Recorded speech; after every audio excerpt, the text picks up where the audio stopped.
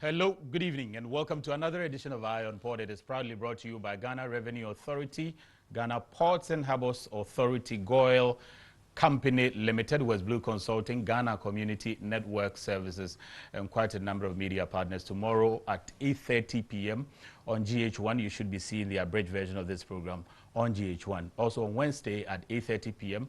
on Ghana Television, abridged version will be on. This is Eye on Port, and we have quite a long or a tall order. We're going to talk briefly about breast cancer and its awareness as well. A lot of people believe that, this whole thing, what is it about? The month of October is dedicated to breast cancer awareness and all of that. The International Maritime Authority has a lot installed, and we'll be listening to them quite shortly. My question is still pending.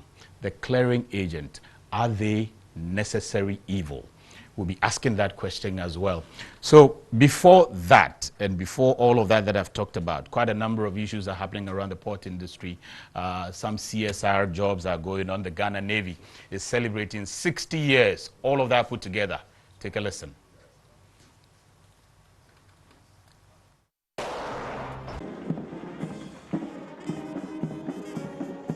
In a related development, the Ghana Navy has recently opened its gates to the general public, including about 2,000 school children, to come in and experience the State Security Agency's activities as part of the Ghana Navy's 60 years anniversary celebration. Some of the activities conducted included a parade, a tour of the Eastern Naval Base, education on the history and hierarchy of the Ghana Navy, as well as a sea trip and a tour of the Tema ports.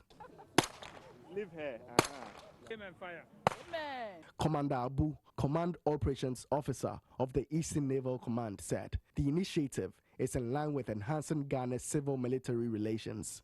Revealing how Ghana's Navy has ensured a safe territory for vessels to call, he expressed his outfit's commitment to make sure piracy does not find its way into Ghanaian territorial waters. I just want to assure them that yes, we'll continue to ensure that they will encourage and waters in general are safe for business, and there should not be entertain any fears when they are calling on Tema Port or Takoradi Port for business.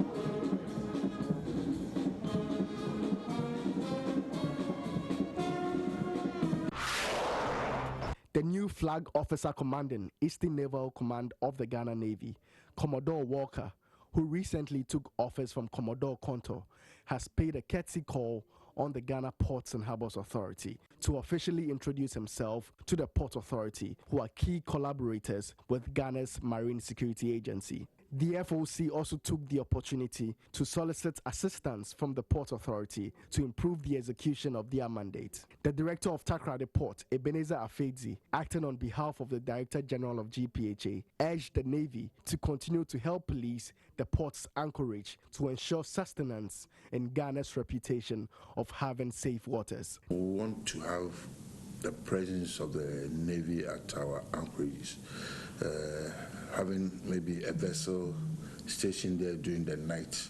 I believe the presence of the vessel alone there, these thieves, when they see the vessel, know that the Navy around them, they will not try attacking any vessel there. The Director of Tema Port, Sandra Opoku, also requested the Navy to tighten its measures to create adequate resistance against the incessant rise of piracy and armed robbery on the Gulf of Guinea. The issue of piracy in our waters, we are okay, but we're getting a lot of problems from the Benin and the Nigerian waters, and the spillover gradually is coming closer to our port. And that is one area that we will ask that the Navy, you see to it. Commodore Walker assured of his outfit's continuous support to collaborate with all relevant stakeholders in Ghana's marine security. I want to give you that assurance, like you said, that is my style. I always want to be at the front with my men. I don't sit in the office and I write long letters. I want us to judge or talk and then see how best we can support each other.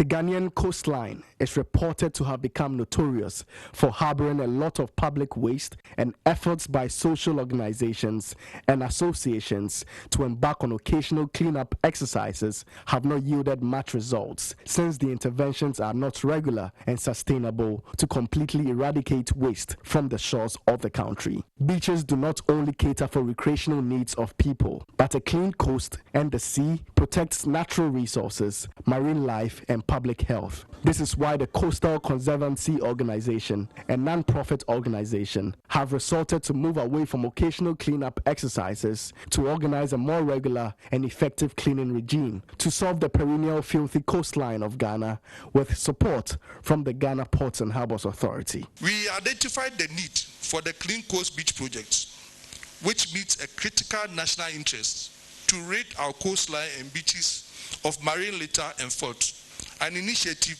that fits in well with the President's vision of making Accra the cleanest city in Africa. Justice Eshen, chairman of the Coastal Conservancy Organization, during the launch of the project, applauded the Ghana Ports and Harbours Authority for its support to have an efficient marine space management system. Partnering the Clean Coast Beach project through your corporate social responsibility program has positioned Ghana Ports and Harbours Authority as a leader in the maritime industry in Africa, in making a meaningful difference in Ghana's maritime environment, and also serve as a catalyst for others in the maritime community to join and ensure the entire coastline of Ghana is saved and preserved for the present and the future. The Director General of the Ghana Ports and Harbours Authority, Michael Luguje, said its contribution has become necessary to safeguard shipping and marine activities. Ghana Ports and Harbours Authority, as a maritime industry operator, the marine environment is fundamental to the survival of shipping.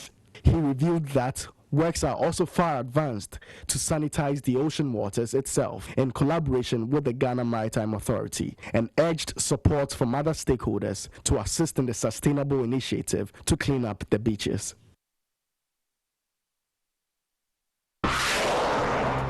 As part of activities to expand the reach of its library initiative, West Blue Consulting Limited has commissioned a third e-ANANSE library at the Accra Metropolitan Assembly Office Complex. The library houses contemporary as well as classic books, predominantly from African writers, an i-app, as well as an ANANSE amphitheater. The launch of the Accra Library coincided with the commemoration of the International Reading Day at Ghana Reads, an annual community reading festival.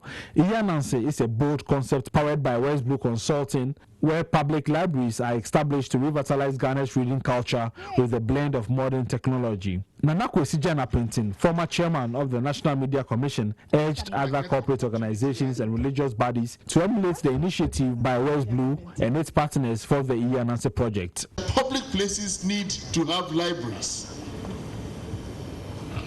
We need to have strategies, and these must be led by state institutions. We must encourage churches. We spend a lot of time in this country in churches. So away from that corporate social responsibilities for from Ghana Ports and Harbours Authority and West Blue Consulting, that's the e-ANANSE project, the International Maritime Hospital is also doing something significant as part of this month being the Breast Cancer Awareness Month, globally.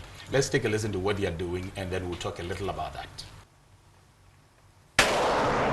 The International Maritime Hospital has opened its doors to conduct free breast screening and examination to the general public. The free breast screening and examination is in line with the Global Breast Cancer Awareness Initiative, and it's being conducted throughout the entire month of October on Mondays, Wednesdays, and Thursdays. Members of the Ghanaian public, both male and female, are entreated to visit the hospital to get screened. At the International Maritime Hospital, patients are taken through mammography and ultrasound scan procedures according to age to help detect possible cancer developments. The family physician specialist, Dr. Ya Echambuatin, who listed some risk factors for breast cancer as obesity, alcoholism, and exposure to radiation, emphasized early detection as key to the prevention and cure for breast cancer.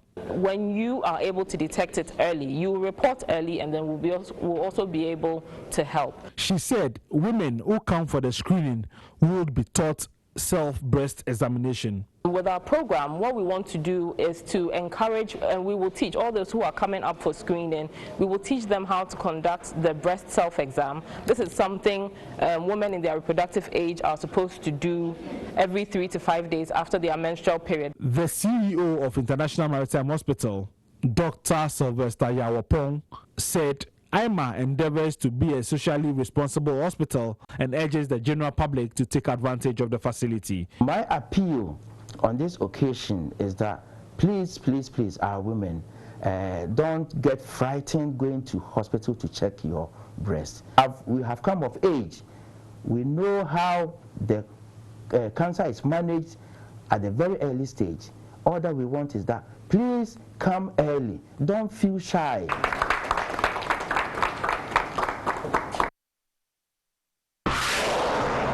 So just about 2 weeks ago, the World Maritime Organization, or International Maritime Organization, devoted the celebration of the World Maritime Week to women and encouraging a lot more women within the maritime space.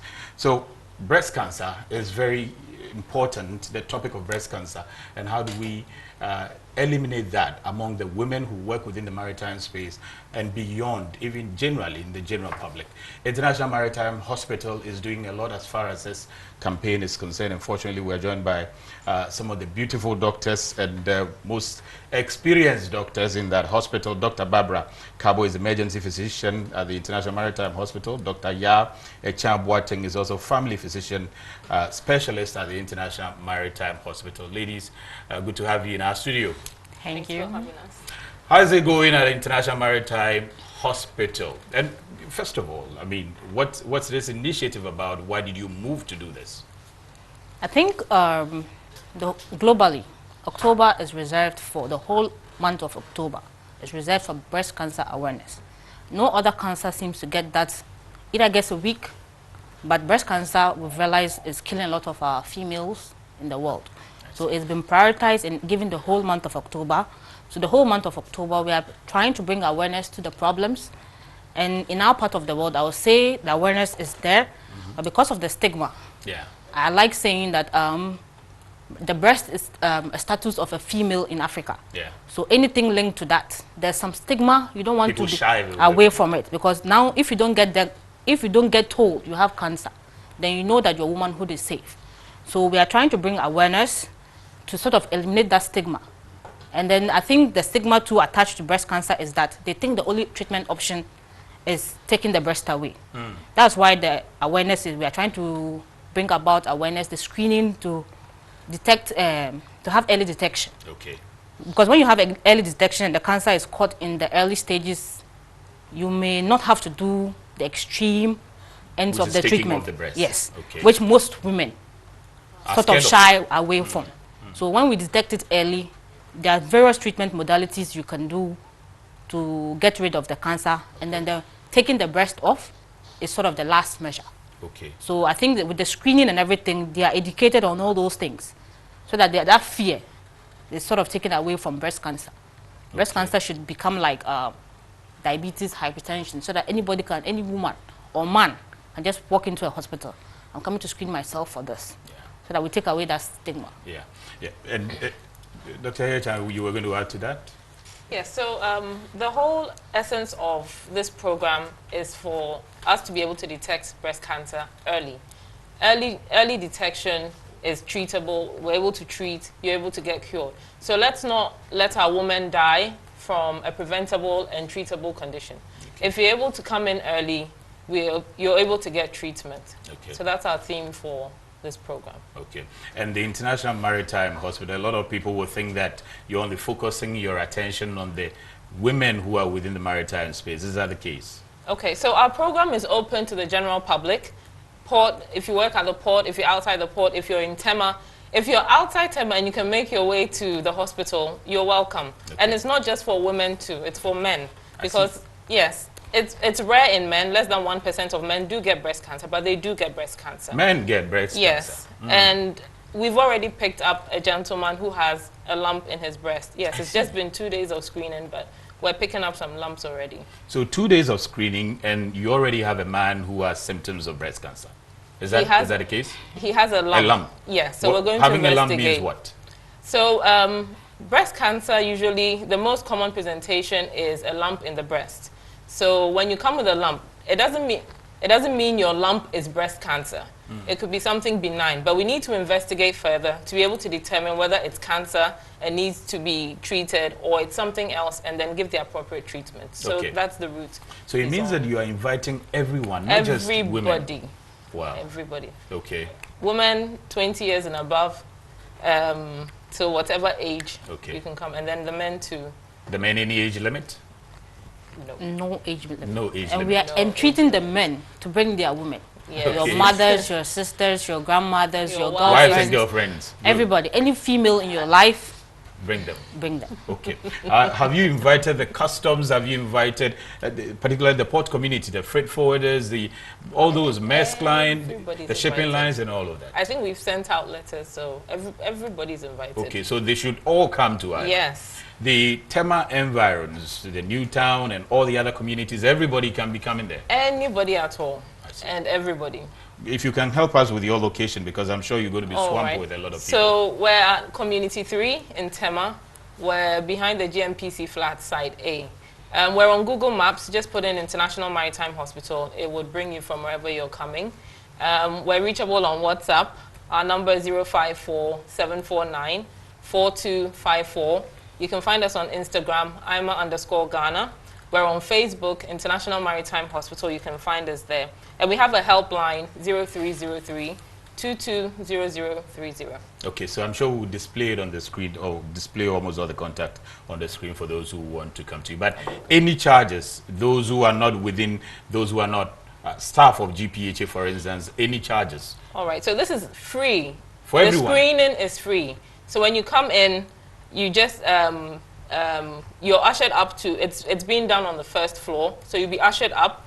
Anybody, you don't have to pay a cent for the screening. So you'll be taken through a questionnaire to assess your risk factors, and then you go into the examination room where you get examined. If it's when we pick up a lump and you need further investigation, that you now have to create, get an appointment with a doctor and then be seen. So that's where maybe money issues will come in. But it's a free screening and examination. What's the screening involved? What do you do when you are screening? First of all, when you come in, the nurses will take you through like general breast knowledge to educate you on how to do self. We're trying to make it in such a way that it's repeated. So the nurses will take you through self-examination. Then when you go into the consulting room, where a doctor or an experienced nurse does the examination for you and teach you at that point to do it. Okay. So this is not just textbook knowledge. They teach you and they watch you do it. Okay. So that if you make mistakes, sometimes when you tell somebody something verbally, it doesn't stick. But when you ask them to do it, then you can tell them where the deficiencies is. They will take you through that. We'll tell you about who is at risk. So it's not just about you yourself. When you come there, when you leave, we are assuming that with that knowledge you acquire there, you can spread it. So we'll tell you who is at risk, the screening modalities, and the treatment options. Okay. So when you go out there, you become an ambassador for breast cancer, so that you just don't keep the knowledge yourself. Okay. And I'm saying, IMaH, we are fortunate that we have a lot of other services. Okay. So it can be a one-stop shop for breast cancer. If you need imaging, we have a very reliable imaging center with a qualified radiologist. If it's follow-up labs, we have excellent laboratory staff. So IMaH is sort of like different from other centers whereby you just go for screening. Okay. We'll follow up on you if it's necessary. Okay, good. And you have staff who handle male, or you have the same male doctors handling the male patients and handling the female patients? All right, so we have male and female doctors involved. Some of my guests were wondering, that's why I And then we also have male and female nurses. You can request. Okay. what makes you comfortable. So if you want a male doctor, if you want a female doctor or a female nurse, you can request whichever makes. Yes. Okay, good. So thank you very much. We will follow, and all of us will be joining you as it moves on. I'm sure that at the end of the day, we'll also come back and see what the numbers are. If you can share with us. But last year you had this done, right? Yes. 2018. Yes. So did you record some good news? Yes. So 2018, we were able to screen about 660 people, and we did pick up quite a number of lumps and bumps. I see. Not everybody stayed in IMaH to follow up because they were coming from different areas. So you were given a referral if you wanted to go out somewhere else to follow up with your primary care doctor there. Yes. Okay. For Francophone partners and all of that, do you have bilingual services and all of that to take care of them? So we have bilingual secretaries available to translate for those of us who don't speak much French. Thank you very much, Dr. Barbara Kabo, the emergency physician, International Maritime Hospital. Also, Dr. Yai Chan-Boating, family physician specialist, International Maritime Hospital. Now, when we return from the break, this gentleman is complaining bitterly, frustrated because somebody took his money, about 84,000 cedis, trying to help him clear his goods out of the port. He got disappointed. However, another savior came in. We'll listen to all of that after the break. Here's innovation from Goyle that takes you further. New Gold Super Synthetic 5W20 and 5W30 lubes have been expertly crafted with the latest in liquid engineering technology, highly advanced for modern engines, prolongs oil change intervals, save you fuel, clean, protect, and enhance engine performance. The way engines work has become complex, and Goyle has innovated to stay ahead. Expertly crafted lubricants that work excellently with all petrol and diesel engines of today. New Goyle Super Synthetic 5W20 and 5W30 lubes. Innovation that takes you further. Goyle. Good energy. Dear valued client, the Ghana Trade Hub mobile app is now live to make it easy to track your consignment and know the estimated duty payable for both general goods and used vehicles. We are pleased to inform you that the Ghana Trade Hub mobile app is available for download on Google Play Store for Android users and the App Store for Apple users. This is the best opportunity for all importers and exporters to know the duty payable on every good under transaction. You can reach the team for inquiries and support by calling +233 242 435 663. Send an email to support@ghanastradinghub.com. To remain updated, kindly follow progress on the following platforms: www.facebook.com/Ghana Trade Hub, www.twitter.com/Ghana Trade Hub, and ghlinkedin.com/in/Ghana Trade Hub. Importers and exporters can download the official Ghana single window mobile app, which allows you to track your consignment conveniently and also allows you to obtain your estimated duty for general goods and used vehicles. Please spread the message to everyone importing or exporting. The Ghana Trading Hub mobile app is now live. Download and never be cheated. This is powered by the Smart Ports Project under the auspices of the Government of Ghana and the Ghana Revenue Authority. Smart Port, improving Ghana's ease of doing business. Electricity, then pay your taxes. Our taxes, our future. Because you see, without our taxes, we wouldn't have good roads, good schools, better hospitals, street lights, and other very important social amenities. When we pay our taxes, we give our children free and quality education. Tell God, my money too small. Why should I pay my tax? Look, small. Selful. It doesn't matter how small or big your business or income is.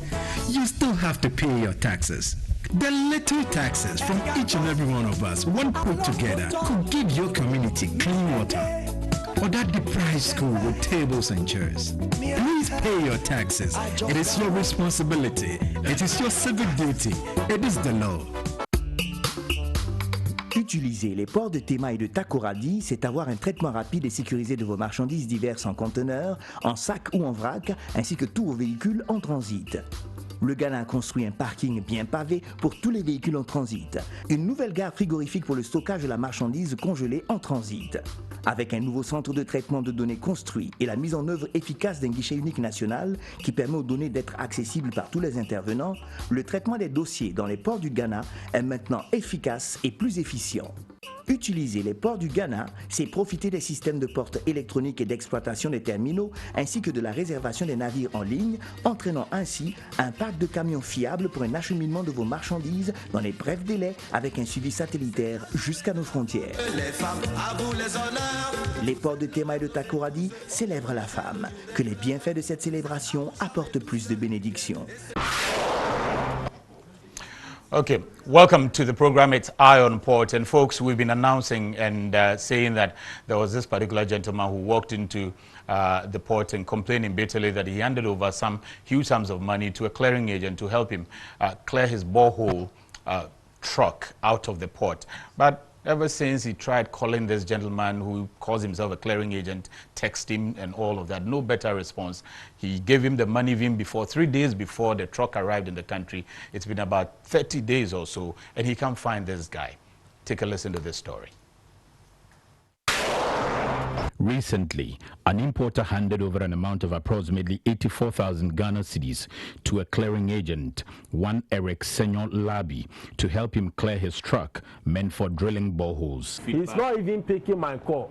When I pick him, it's up until today when I had his full name. I text his full name. What I know is Eric.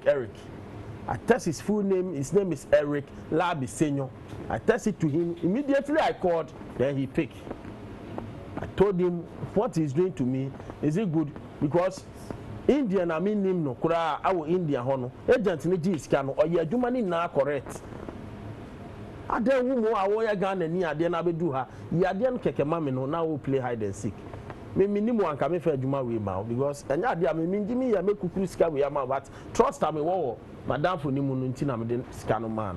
Since 4th September 2019, the agent has absconded with the money, leaving the importer to his fate. I've tested him, but I have to give myself some. I have to cool down because I don't know what I can do to him. Because I don't know what I can do to him when I see him, boss. I don't know what I can do to him, but maybe I'll do something to hurt him more than he can hurt me because everything is in here. Because the stress is letting me pass through. With taking my money and then not seeing you, not picking my call, not doing anything. It's very terrible, boss. It's very terrible. You go and buy this whole thing, waste a lot of money, come to Ghana for your fellow black man, even the Indian agent over there at Mumbai port didn't do this. According to the importer, the money was given to the clearing agent even before the truck arrived in Ghana. On the 18th, the man 3,000 on the 18th. 18th of August. I see. $20. So I see Chiana when you were and Sana. See the Bayam and Sabekan. The ahead of time, 18th before the arrival of your truck. You paid how much? I paid 3,000 to him. Okay. I didn't to be do you know. On the 20th, I didn't be do you know. And I'm a friend. And a pencil, many message. Minyana machino message. Say, oh, truck now we do. Voyage now we do. I know see you. Any documents not the chairman. Or see you treat you as can on the floor. And I'm bringing 9,400. Ishura, the importer, says his business partner in India gave him the contact of the agent. Me call India and your boy I say oh koha no. Me bag Ghana no me catch and say oh no man no and I'm kwan so e ba nti aka ACCRA be ba be dru.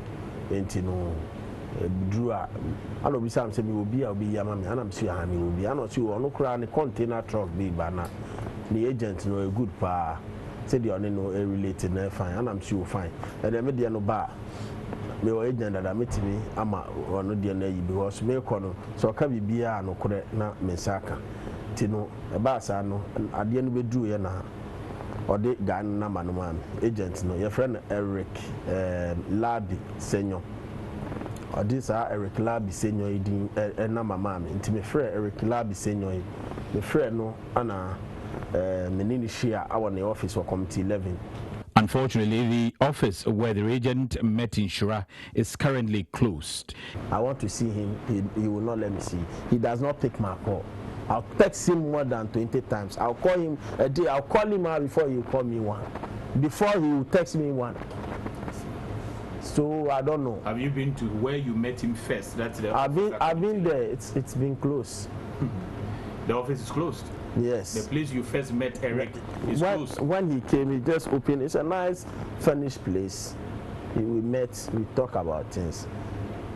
And then the place is closed now. He said the agent gave him an excess value for the trucks and asked him to agree to a bribe to be paid to the customs officials working on the track to reduce the duty value. At this time, no, I want to be raising bribe and say, "Mom, 15,000." Who need choice? I don't have a choice. I see. I don't have a choice because so I know I am a juma. Wahu. And so me reduce duty no so abadan or no say no catch them say be duty 163,000. 163,000. No more test so they about 41. About 41,000. No one more, no 15,000. No a man penny for 15,000. And I'm saying it's too much. Someone who said they are me here no desperation. Inshira says he has never been this frustrated in life. Me do one me tia say mama obi sika say oh je adwuma ma me also the obenya bi amfa me ho me petrol no pass wo mu a me de be ya madwuma se wa ho me frɛ na on fa saa na text message wa ma we di 7 kwa na eba me team because me ntimi nda because my sika ma say almost 100 me fa say close $180,000. He admits to have learnt a lot of lessons from this experience. I know I've made a mistake, but I have to get my goose. That's the most important thing. But I don't know. That's why I'm here, for the help, any assistance, because since it's there, we are still attracting some charges. And whatever may, if I leave it there, I know the government may take for ushering or something like that. So I don't want to get to that level. I just want to clear my team in peace.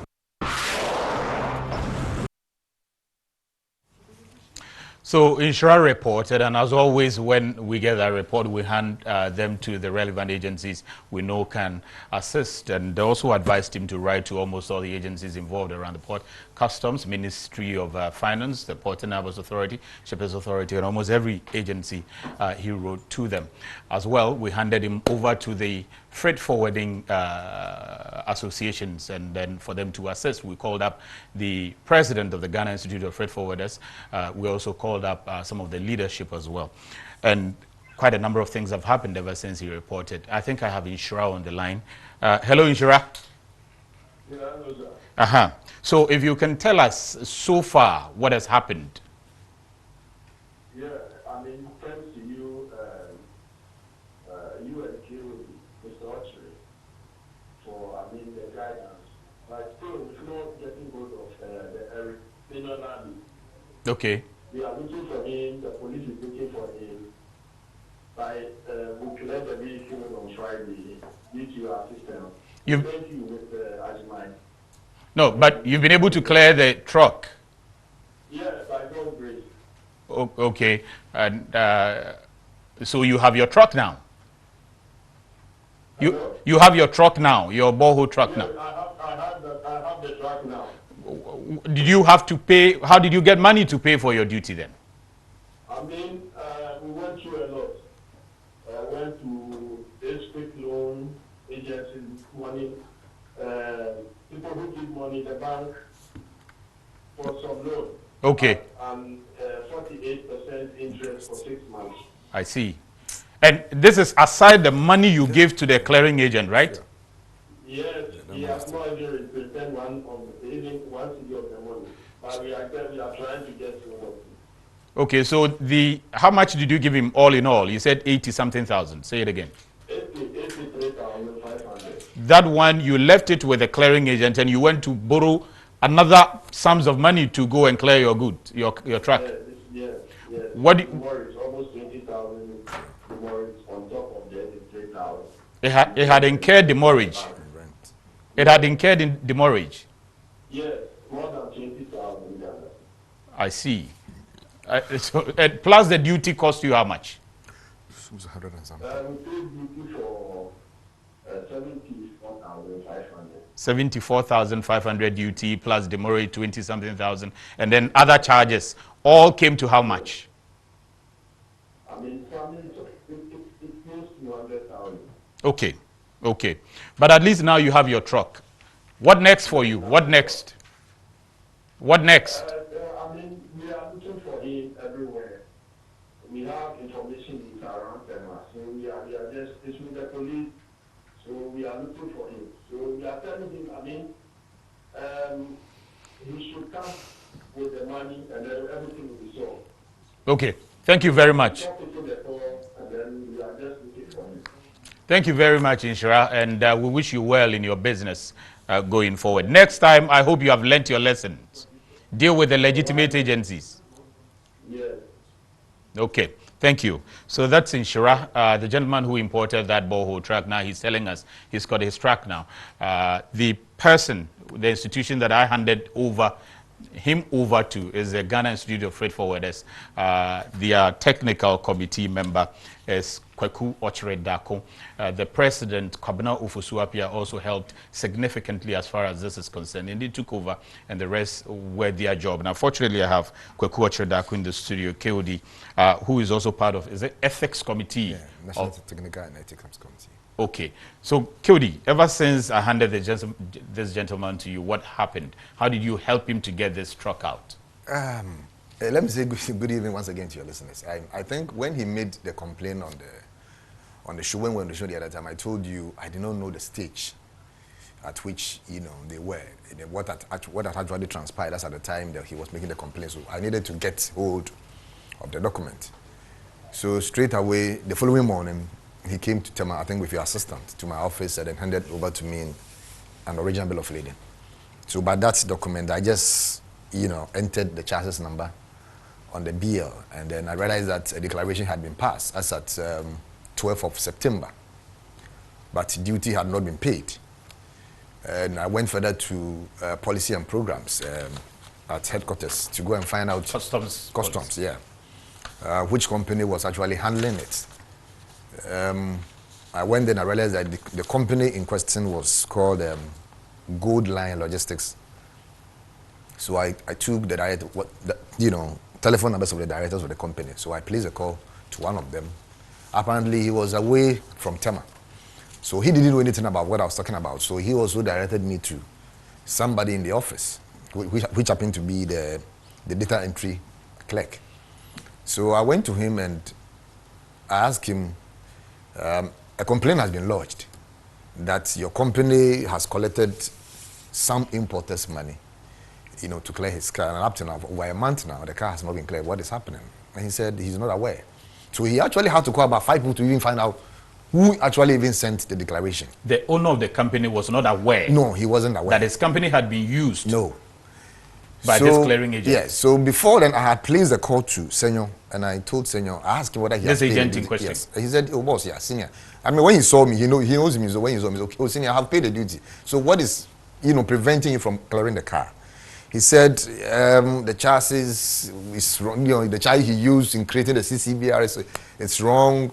The model is wrong, and in trying to correct that is what is taking the lead. I said, Senor, I am an agent. I am not an importer. You can tell this tale to an importer, but not somebody like me. Tell me what the actual, story is. And then he told me the model of the car was 2523, and he used 2536. Which is a different model. Which is a different model, but the same car. But once the right chassis was used, presumably the duty that came out was the correct duty. How could that be? Because he had a duty of about 160,000. That is not correct. That's what he produced to that was not correct. Because I went to the valuation center myself. I went to one of the valuation officers and then asked him to go into the system and see how. And what figure did you see there? It was the same thing. Which is 60. The 70,000. The 70,000. 70,000. Meanwhile, according to this gentleman, he was told that he was supposed to pay about 160,000. Fine, it's the same thing he told me. To bring it down, he has to pay bribe. Ajiman, no customs officer will risk dividing government revenue by 50% and take 15,000 Ghana cedis. So he took advantage of his ignorance. That is the point. So I realized what he was telling me was lies. And then I said, okay, let me just do the follow-up myself. So the next morning, I went to the system administrator Tema, and then they gave me the company's location. I went to the company's office and asked them to do a post entry on the declaration. That's how come, because of the exchange, that's how come the duty, went up to about 74,000 Ghana cedis. Okay. So I assisted him. I gave him one of my workers that at no fee, we should just help him get, the car out of the port, and then later see whether we can get hold of Senyor to return the money to him. Because I called him. He even came to me. I think the night I spoke to him, he came to me and I told him that, my brother, you are too young. You are destroying the image of the freight forwarding industry. Like, the topic you are coming to discuss, even now, it doesn't speak well of us. Yeah. That is why some of us have decided to redeem the image. And he's not the only victim that I've helped. There was one man, Alaji Yakini, also HR at SafeBond. He had the same problem with gas tanker, and I had to step in again and got it cleared. So, I know that this week, for instance, you've been doing quite a number of these. Yes, as I was coming here, like I was telling my senior men, somebody just called me that somebody had 4 cars at SafeBond. He didn't have money to pay duty on all of them. So he said he needed somebody to support, so that if you, after clearing, the cars were 4. So if you give him money to clear, after clearing of the car, he's going to give the person 1. And the person also sent money to clear the car.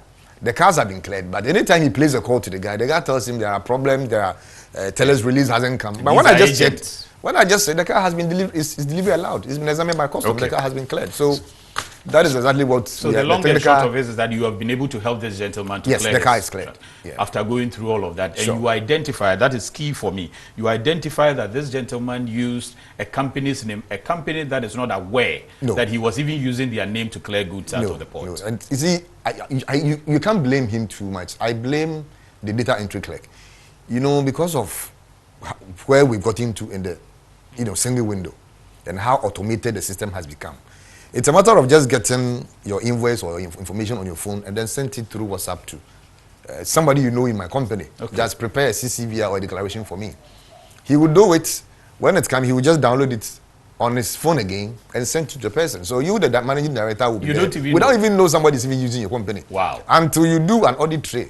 Wow. Maybe you print a declaration or CCVR you have done over a month before you realize that this job didn't actually come from me. Okay. And because of late too, we are not presenting physical, documents where every document prior to the automation used to be signed. Now we no longer sign. Now it's electronic. So once it is generated and it is paid, the information is triggered everywhere. You don't need a physical document for whoever is working on it to be sure that it is the MD of this company that has signed.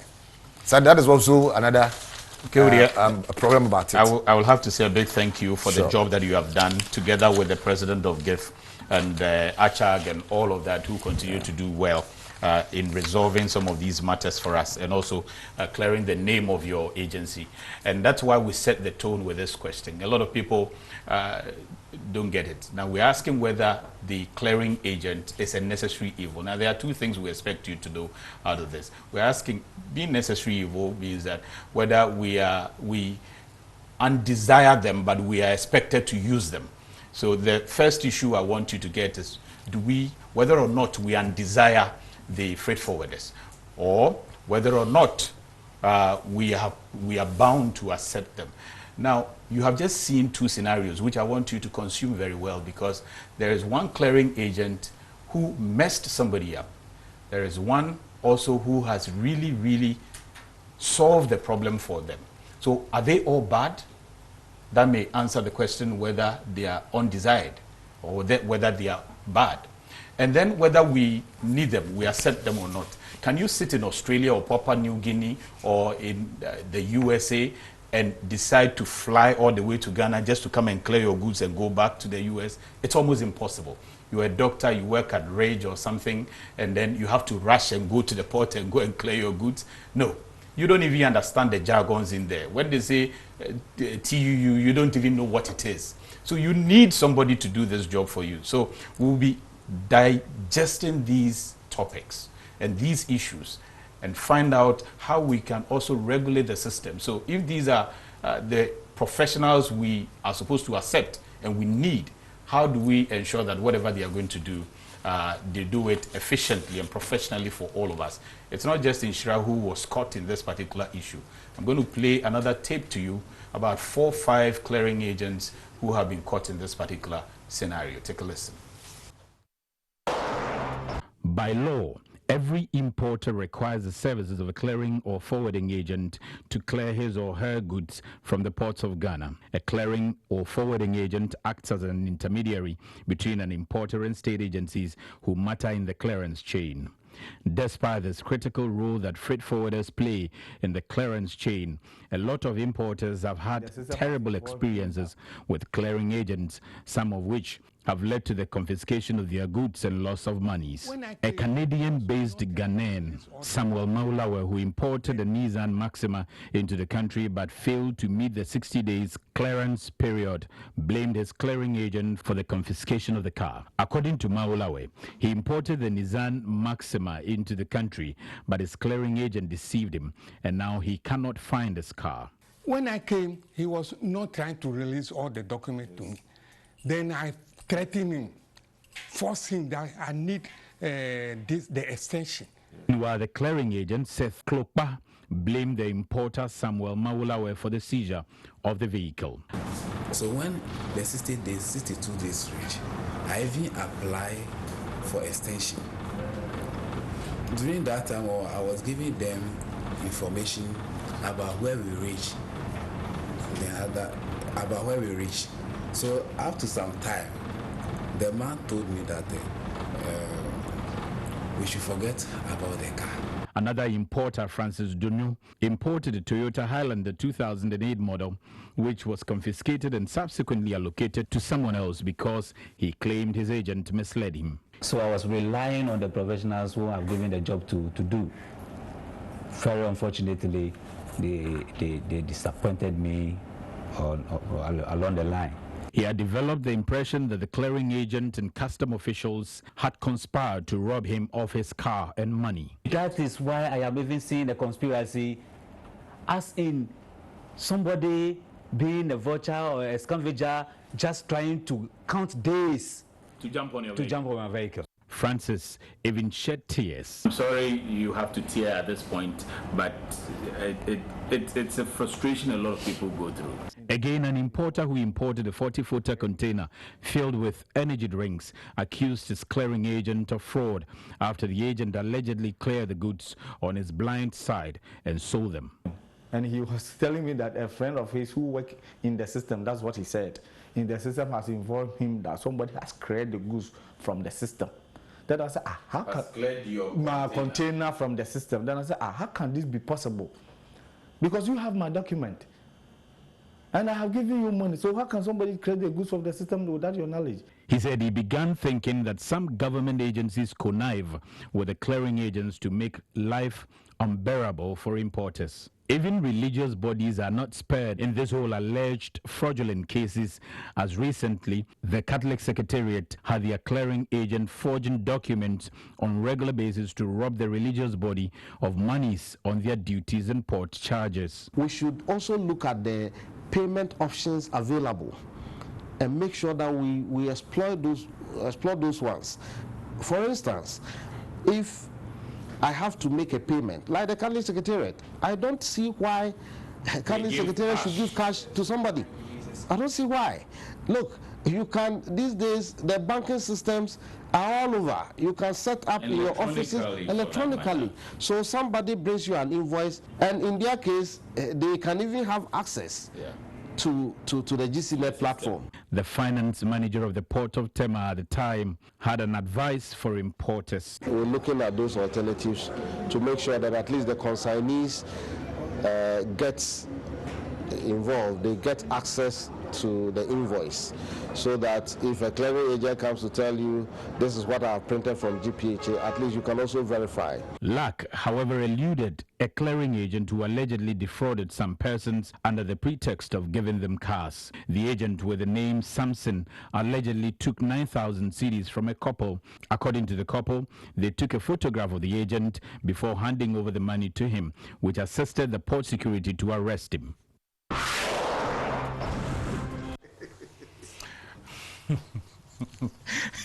Okay, my guess, they are making me laugh, but a lot of stories are happening, and sometimes they are quite unpleasant. One of the gentlemen who spoke in that story now, he imported the energy drinks and one full container. He says he can't find the agent. He believes that the agent sold that particular container. The matter is still in court. I think I should have Ishmael Inkum on the line. Hello, Ishmael. Hello there. How far with your case? How far have you gone with your case ever since you reported to us? We are still battling with it in court. The clearing agent is refusing to appear in court. I see. Oh, he's refusing to appear in court, and there's no order for him? The company products are picking over the case, and they are rather standing in contention. So they are self-contained not to appear in court. Okay, so the company is appearing on his behalf. That's what you're saying. So you still don't have your was it a 40-footer or 20-footer filled with energy drink? They have sold the container and they are still The content. Importing and selling. What we are suffering, we are having a hard time even making ends meet. I see. What's your next line of action? What have you been doing, or what do you intend to do next? The court went on record and was resuming this month. Okay. So when court resumes, we'll still pursue it, and then we are hoping that we'll get our handles work. Okay. Thank you very much, Ishmael Inkum. So he's one of the importers who imported the energy drink, and he believes that the agent, he can't find them. So the concern from the leadership of the freight forwarder associations, the agents, is that this is just becoming one too many.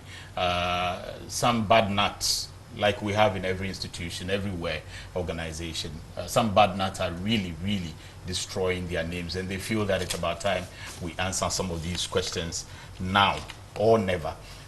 If you have paid attention to this program in the past, quite a number of messages have come. So do we have to use the importers, the clearing agent, or we have to come to the port ourselves? We have made it quite clear that it's almost impossible for you to understand the nitty-gritties of the port business.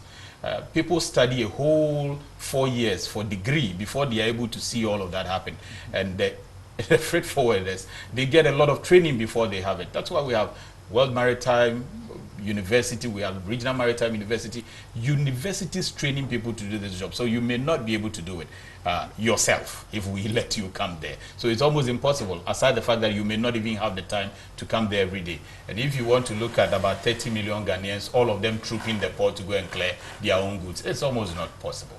So how do we handle this whole situation? Now, fortunately, we have the team who are going to help us answer these questions. Mr. Yauche is the president, Association of Customs House Agents, Ghana. Mr. Yauche, good to see you. Good to see you. Thank you. I know that you were shook by some of the stories.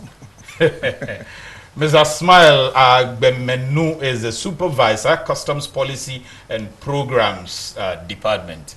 Smile, good to see you. Thank you. Mr. Clement Boateng is the national organizer of the Ghana Union of Traders Association, whose behalf the clearing agents have been clearing a lot of goods. He's also the president of Abosuokai, right?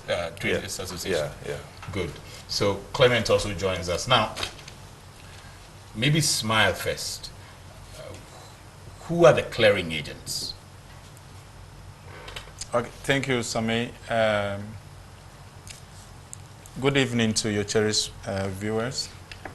And I bring warm greetings from Management of Customs. And since today or this month is for women, let me use the opportunity to say hi to my beautiful wife. Hey, okay. But they are saying that the breast cancer thing, right? All of us have to go and do. Yes, all of us to go. So I need to convince her to also go and do a check. Go Yeah, that's with important. IMaH. Of course.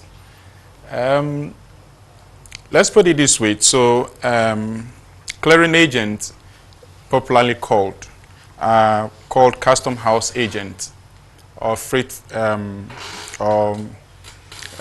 customs brokers. They are licensed by the Customs Administration and regulated again by Customs Administration for them to assist importers, exporters, or transitors to submit customs declaration and fulfill all other legal requirements for the taking of goods out of customs control. Okay. Basically, that is a customs agent. Okay. So they work on your behalf? They work on behalf of the trading community, the trader, the importer, the exporter, or the transitor, okay, to fulfill legal requirement for the taking of goods out of customs control. Okay. So, Clement, how do you use the clearing agent? How do they help you? Thank you very much for having me, Samuel. As he rightly said, they are more or less our lawyers. They put in declaration on our behalf, you know, to assist us in customs clearance procedures, whether by way of importing or exporting or transiting, as he just said. Okay. So if you travel outside and you bring in your goods, or even you sit down here and then do your transactions, and then you get all your documents, as bill of lading, packing list, invoices, you just hand it over to them, like Mr. Che. If I travel and bring in my documents, I hand it over to him for him to, you know, put in the declaration and then assist me in the clearance of my goods. Okay. Yeah. Mr. Che, yes. Is that all you have been doing for him? I know you're a clever man, but is that all you have been doing for him and other people? Thank you very much, and good evening to the viewing the viewers. Well, we do more than that, and just as he rightly said, we act as lawyers, an agent for the importers. What we normally do is that we collect all these documents, examine and verify them in relation to customs processes and procedures. Then we go through the process to a point. I wouldn't like to be too technical, but I would just like you to know what we do. Yes, we go to a point, then we get to a point to let you know how much duty is involved. Maybe previously you might have been clearing those consignments, so at least you have a fair idea as to how much you should be paying at that time. But the rate of exchange every Tuesday changes, so it may not be the fixed amounts. So we just let you know how much you're supposed to pay. You either pay the monies into government chest, or depending on the relationship you have with the clearing agent, you can pay the money into the clearing agent's account, or you can give us a banker's draft. Then we continue with the processing. We go and pay the duties to government and do the release from the shipping lines and the port charges. Of course, then we move on and take delivery of the consignment for you. Okay. So in a nutshell, that's how we go about it. Mm-hmm. Highly professional, it sounds to me. What's involved? How do you get to be at this point, to be able to understand all these customs details? Because sometimes, even those of us who work around the port, you go to the customs portal and everything looks, hey, you don't get it. It's a lot. What goes into your preparations to become this? Yes, it's a lot. It's not too easy. And even some of us, we keep on training our staff from time to time. Now, to become a clearing agent, Customs has a very stiff procedure. to enable one become a clearing agent. Okay. For example, you need to form a company. And that company, you need to go to Register General. You need to have your shareholders, or even if it's a shareholder, you need to have your directors. Then you submit these customs to customs, apart from other documents you need to fill out. Now here again, customs would physically come to your premises. I see. Examine your office, the location, whether you even have the equipment, or you are in a position even to be a clearing agent, whether you even have the necessary books and everything before they would even consider giving you a license. Customs would even ask that you, your employees, your directors, your shareholders should even go to police headquarters for them even to take you through, to be sure that we don't have any criminal amongst us. It's a very stiff process that you need to go through. After all this, then they would consider giving you or making you a clearing agent. Apart from, even before that, they would expect that at least 2 of your members, directors or employees, should be licensed shade members. You might have gone through an examination and passed. From customs? From customs. Oh, wow. If the company has no licensed shade member, customs will not allow you to accept it. I see. And that process you have to go through and know all the details of customs processes before you are registered or accepted to deal with customs. Smile. Yes. Do you go through all of these rigorous activities to just okay somebody to be your agent? You go to the offices, make sure you inspect everything, they have staff, all your staff come to you for training before they become this agent. Okay, so as you rightly put it, let's put it this way. Licensing is issued to a company or a partnership. The company must be registered by law, and as part of the registration business is to do customs house business.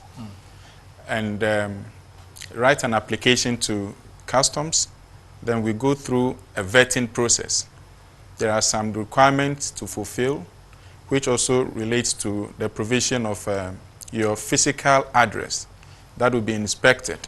All your employees would also have their background checked, including liaising with the CID of the police service to have their background checked and know that they are not of any criminal record. You do that? We do all those ones before we issue the company with a license. And to also add, as you said, that we are expecting a director or staff of the company to at least possess a customs proficiency certificate. What that means is that the person is demonstrating capability and ability to do or to have an understanding of customs business.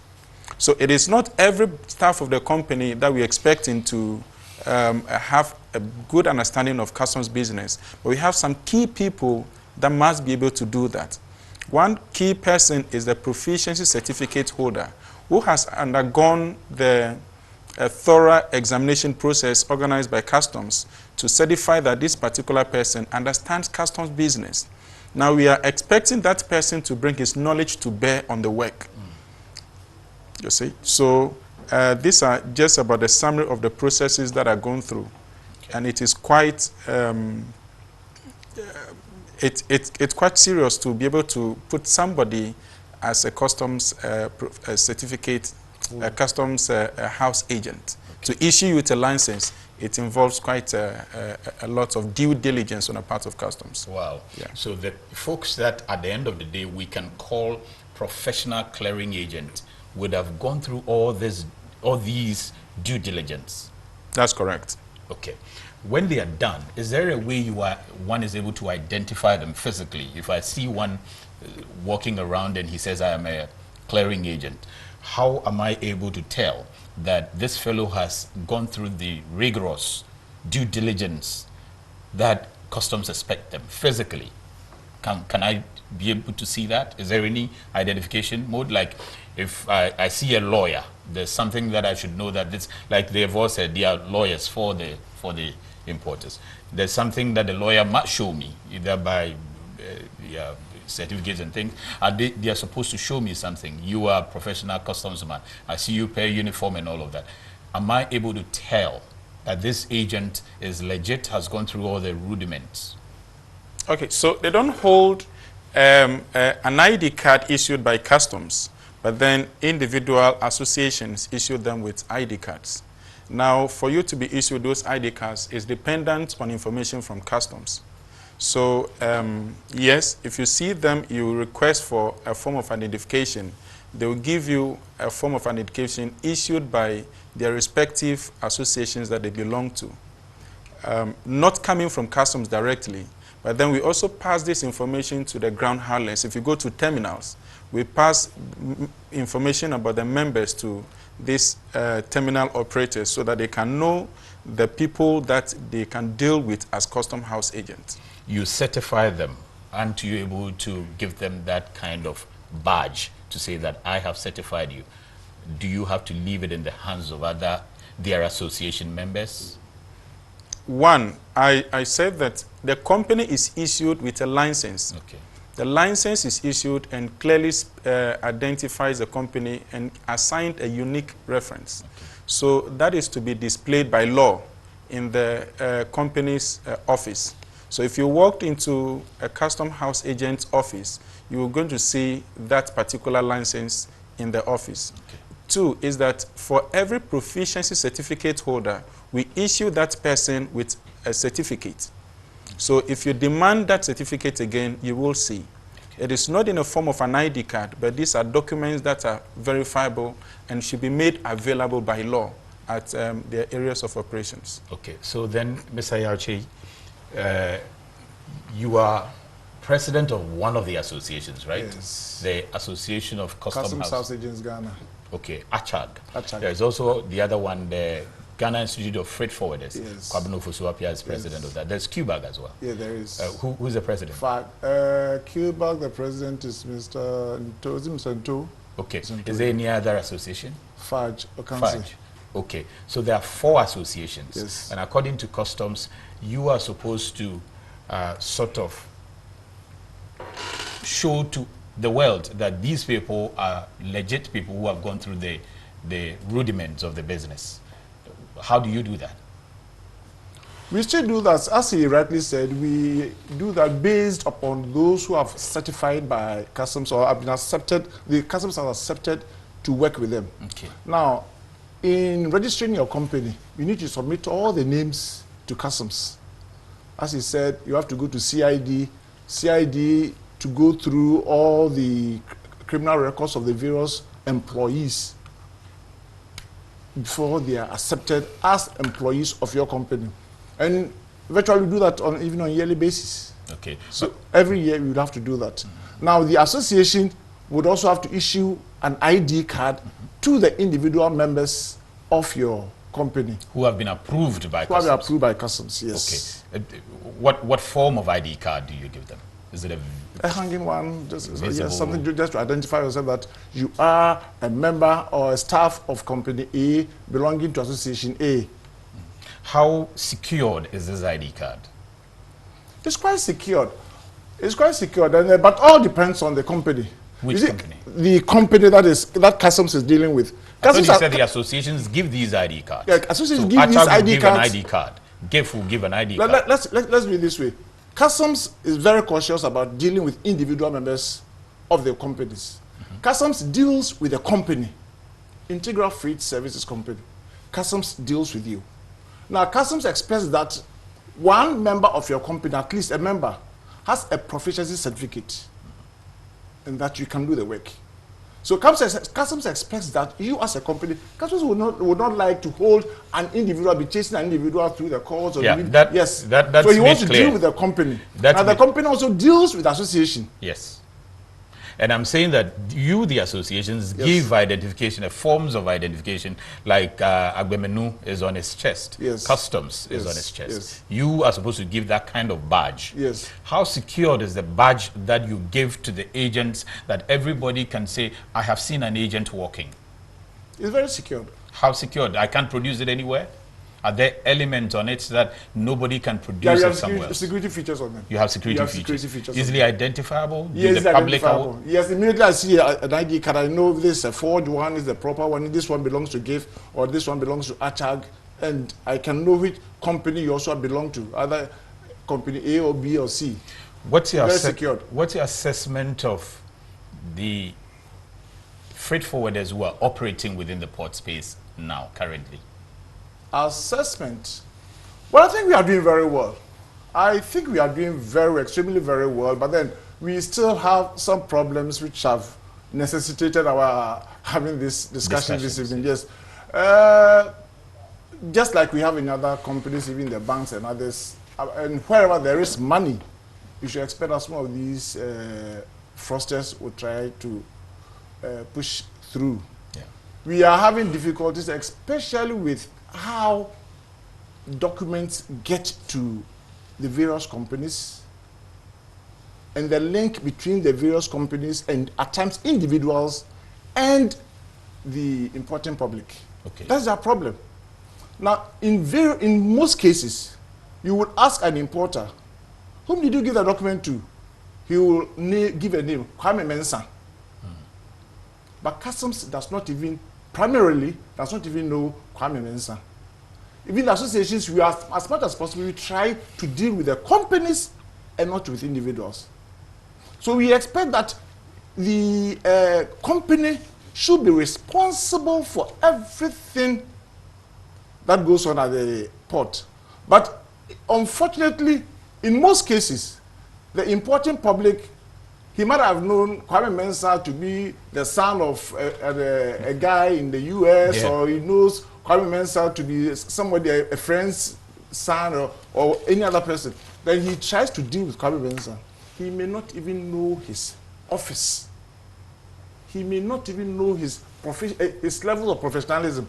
Nothing about him, but he goes ahead and gives as much as 100,000, 200,000 cedis to an individual he doesn't know. Okay. That is our problem. So how is this individual still able to carry out this duty, sometimes on behalf of the importers, without using the company's name? Because from what you're saying, the importers, the importing public, they've been dealing with individuals and still getting the business done some way, somehow. And this is what has kept the thing going. So somebody knows somebody and say, oh, but my friend B has given me a phone number to call, and he said the person is an agent, he can clear for me. He doesn't care to go to your company. Exactly, yeah. How are these individuals still able to do this without using their company's name? If customs only deals with agencies, companies, and yeah, your associations only deal with companies. And that is the exact difficulty we are having. That is, they use the companies that customs have identified to execute these deals. How is that possible? I can just be there and use a big company like Barclays Bank and say, I have done so and so on behalf of Barclays Bank. I'm working for Barclays Bank. Is that possible? Well, it's possible because some of our members too are also not being responsible. It's a fact. Some of your companies? Some of our member companies, yes, okay, are not being responsible. Okay. Some of them, what they do is that they just sit somewhere and entice individuals to go and bring jobs. I'm sure when you go to the airport, you see them standing somewhere. Can I help you? Can I help you? In Tema, we have them. Can I help you? Can I help you? And some of our importing public also fall prey to these people. Can I help you? Okay, I have a document here. He gives it to gives the document to the individual. He may not even have even an ID card.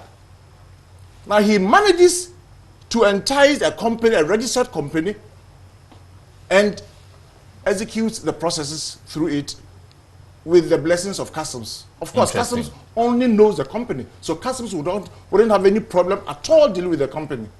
But then the individual will go to use the company to execute his agenda. I would come to you to explain this for me. Now, that's an exact scenario that we saw in the one KOD described to us. Yes. The owner of the company doesn't even know that one individual who is walking around the ports there has been able to clear goods. The owner of the company doesn't know, but he's totally responsible. Yeah. In fact, these are the people we are even looking out for. I see. Why can you tell me you don't know the processes that you have in your office? paperless system that we have now, you can even, as the customer officer said, you can even on your phone, you can even assess what goes on daily basis, on minute-to-minute basis, what is happening in your office. So you should be able to know all the documentations that go through your office, even on your phone. So yes, now they are in league with them. I see. They are in league with them. They are doing this together with the boys who are doing definitely. The company. There's no way an individual can clear consignment at the port using a company's name without the consent of the owner of the company.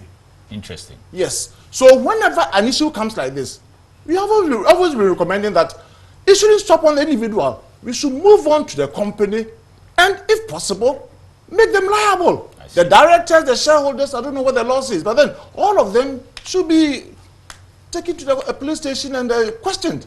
There's no way an individual can do this without the consent, implicit consent, or even direct consent of the owner of the company. That's interesting. We'll visit that.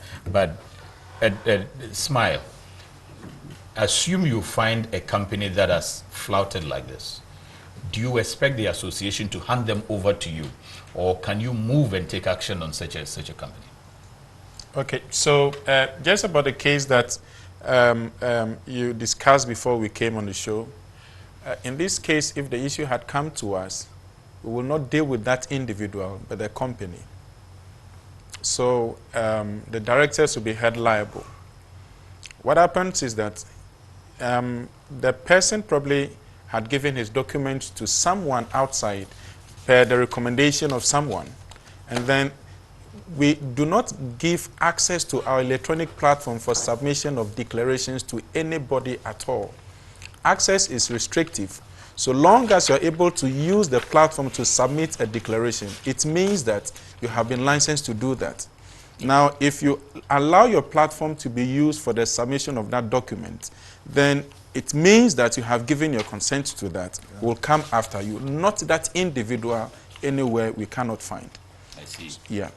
Now, I'm going to have you gentlemen, Smile and Yao, to study this particular one, because you see, as KOD said, initially, the gentleman was able to use a different number of the same track to retrieve a certain value, which was 160,000 and more.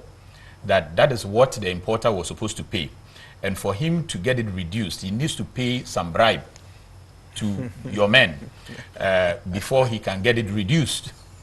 Smile. Smile. I'll make you smile more. Yeah. Before he can get it reduced. So this is what he was able to do.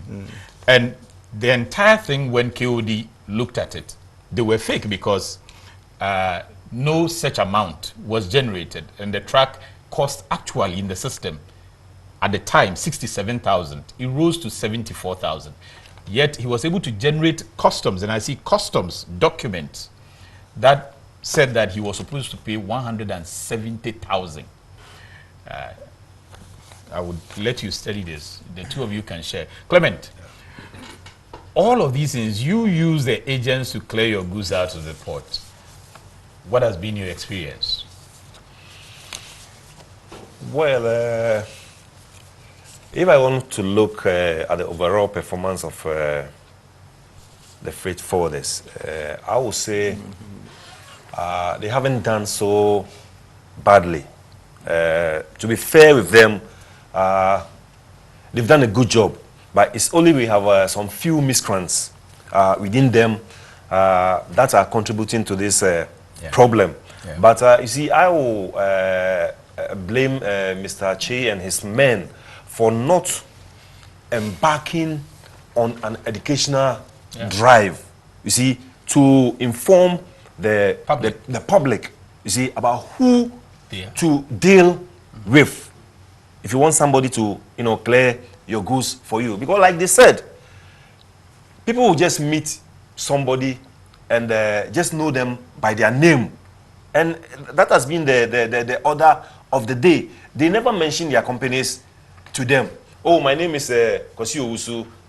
Then they hand over their documents to them, forgetting that it is not the Kosi Owusu who is going to do the declaration, but rather they are going to do it through their companies. Through their companies. You see, so it's about time that they embark on, you know, an educational drive to inform people about all these things, so that people will be abreast of, you know, the clearance procedures at the port. You see, going to the sector that I come from, when government abolished the 10% import duty on spare parts, I will be there and some of my people will come. The chairman, this government has abolished the 10%, but it seems I'm still paying the same amount. Yeah. Then I'll be asking them, when they declare your goods for you, when they come, do you demand your documents? Invoice. They said, "Oh, chairman, ask for my documents. Yeah, me, it's my goods that I want. So once I get my goods, I think I'm okay." Then I said, "No, that is wrong. If you continue to do that, you don't see the benefit of this waiver that government has given us. Yeah.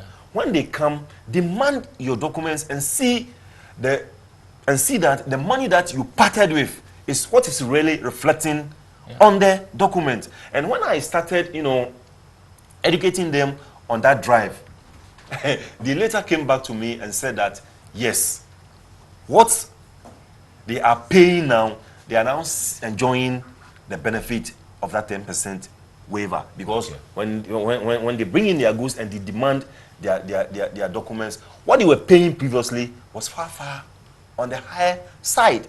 But when they demanded their documents and then they saw that, they really saw the amount that they are paying, then they really saw that they are enjoying the benefit. Okay. So sometimes it's the fault also comes from your people. Our people. Yes, it comes from our people. Most of them are ignorant. Don't care. Yes, they just don't care. They are just happy. They just want their goods. Yes, once they get their goods, they are better off. And that's worrying. Have you also educated them from your side that they don't have to be dealing with individuals but companies? Yes. As for me, I've been telling them, and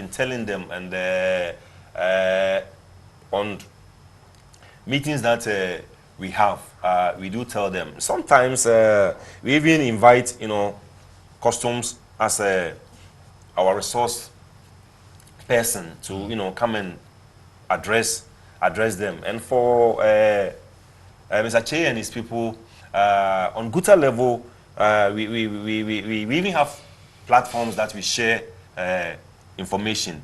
So all those informations that we shared, we do also give it to our people. But you see, like I told you, some people, you tell them to do the right thing, but they will also go on their own way until they are affected before they come back to you. Yes, they come back to us. But generally, I would say they are now beginning to, you know, see the reality. The reality on the ground. Yes, the reality on the ground. So and now they are. My problem too is that I have goods worth $100,000 I want to clear at the port. Yeah. Let's assume you are paying duties of about 30% of it. Yeah.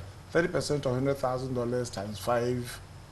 It's about 150,000. Am I right? Yeah. Yes. And you go and give it to somebody, you don't even know his office location. Yeah. But in this case, for instance, he managed to take him to a friend. Yes. Then that person, the office was then he has moved away from the arena of a clearing agent to a fraudster. Yeah. He's a fraudster, not a clearing agent, so to say. Because he knew exactly what he was doing. Just like you have somebody at the bank who can also just come in just to defraud the public, or even somebody in Parliament House can do that, or any other place. Yeah. So let's see that person. He's just for a who fraudster. He is. Yeah, for who he is. Not because he's a clearing agent. Can't an agent who sees that kind of lapse around the situation take advantage and say, we are paya mame. Let me just use this means and that's why we are saying that before you hand over your goods worth $100,000 and maybe cash or a check of $150,000 to somebody, please verify who the person is or who the company is. Customs is there. You can verify from customs. You can verify from GSA, Ghana Shippers Authority. You can verify from any of the shipping authority. You can even verify from GPHA. A person in any of, and even our associations. Any of the associations. That's the problem. See, we've got a number of people living elsewhere, overseas. Yes. He's now bringing stuff. He's moving. Maybe he went to school. He's coming back now. Yes. Does he now have to call, verify here, go verify there? People just want a system. How do you identify your clearance? When you are shipping your goods, you should have drawn up your program how you are going to clear the goods from, ship the goods from port A to port B and to your house. So that you should have known the process that's going through. So at least take a little more time because of the problems we are going through now. Take a little more time and be sure who is handling your goods. Yeah. That's what we are saying.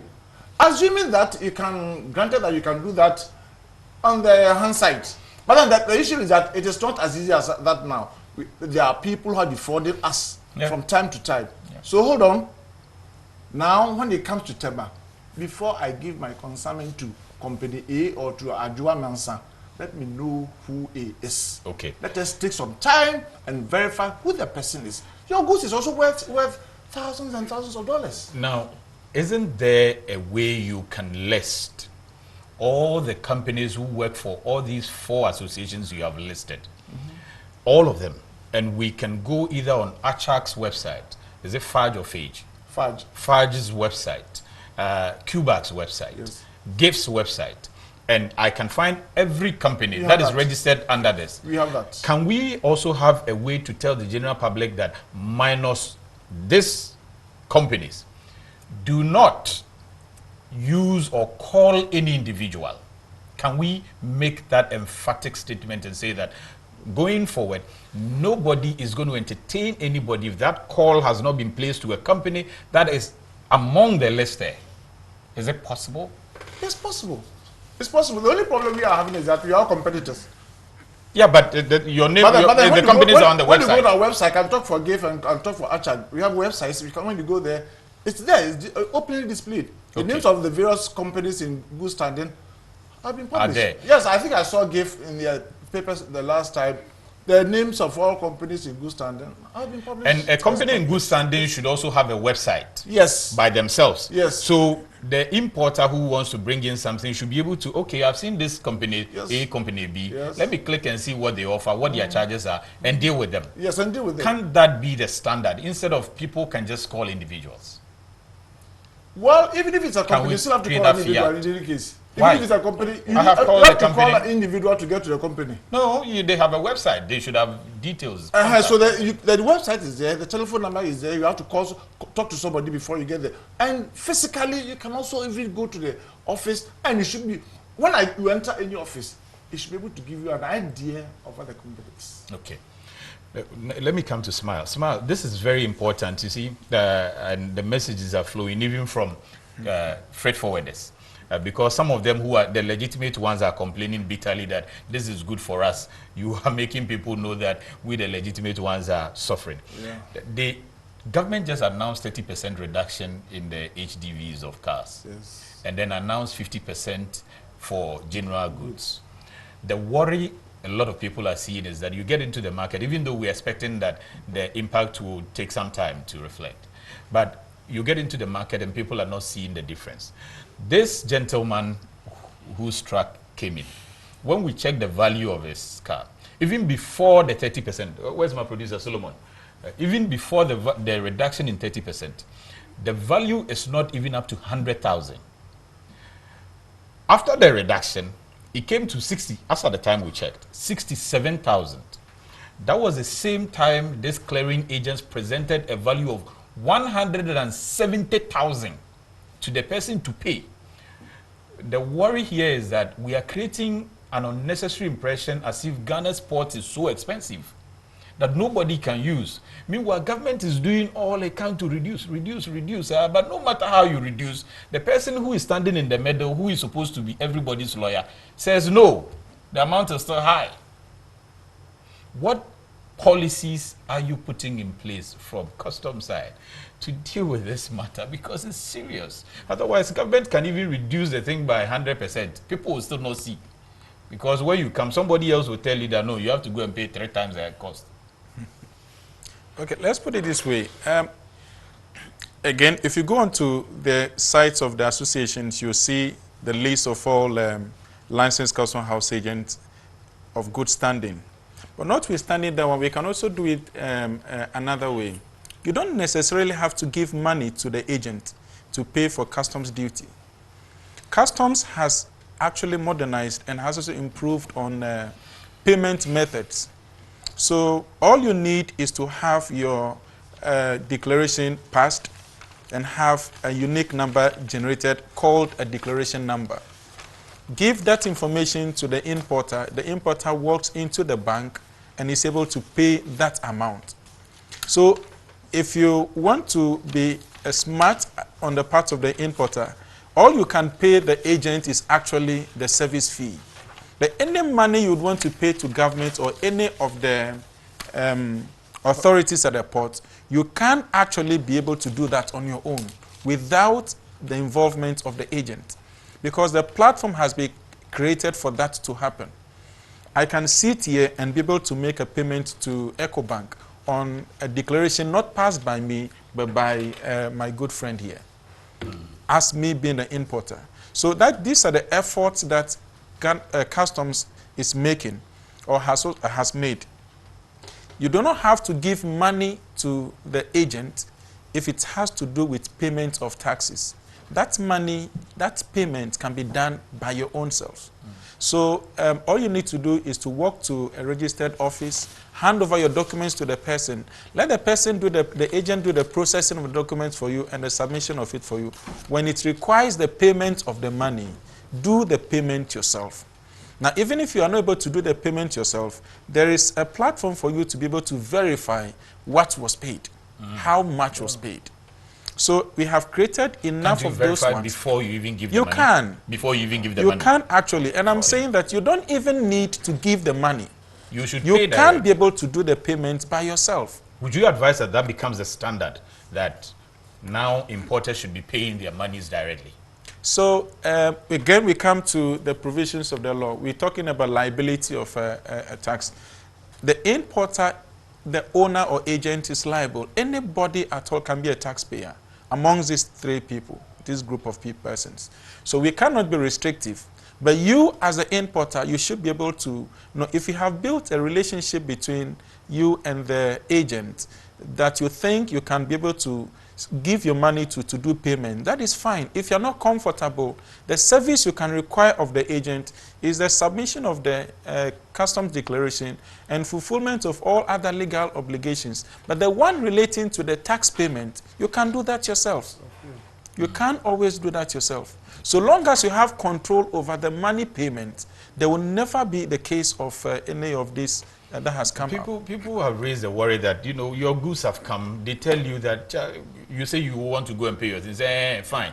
While bit you are, go and pay. You see, you clear in 20 days. And you two, you are afraid. You don't want to pay demurrage. So this, once they ask for the money, then you get hurriedly give the money away. What do you fear? What do you fear? What do you fear? Is it delay in processing or what? Yes. No. According to two stories, all of them were threatened that if you won't let me do all of that, then you know, that is ignorance. Yes, and then you can walk to the customs office and lodge a complaint. Trust me, we can move you away from that agent to another. Exactly. And it is so easy. You don't have to go through the stress. In fact, we are making efforts to, if you go on to, you would have noticed that we have similar to the trade facilitation agreement. Yeah. It means that we are making so much efforts to make sure cargo is moved and we do less of customs control activities. Yeah.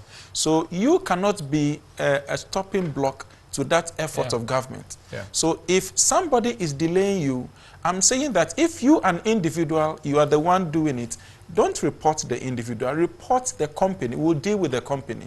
There are provisions in the law to deal with such companies, which can lead to suspension of your license or revocation of your license, and also go into prosecution if need be. So there's enough provision in the law already. But you, as the trader, you just need to be wiser enough not to be able to give money to somebody you do not trust. Okay.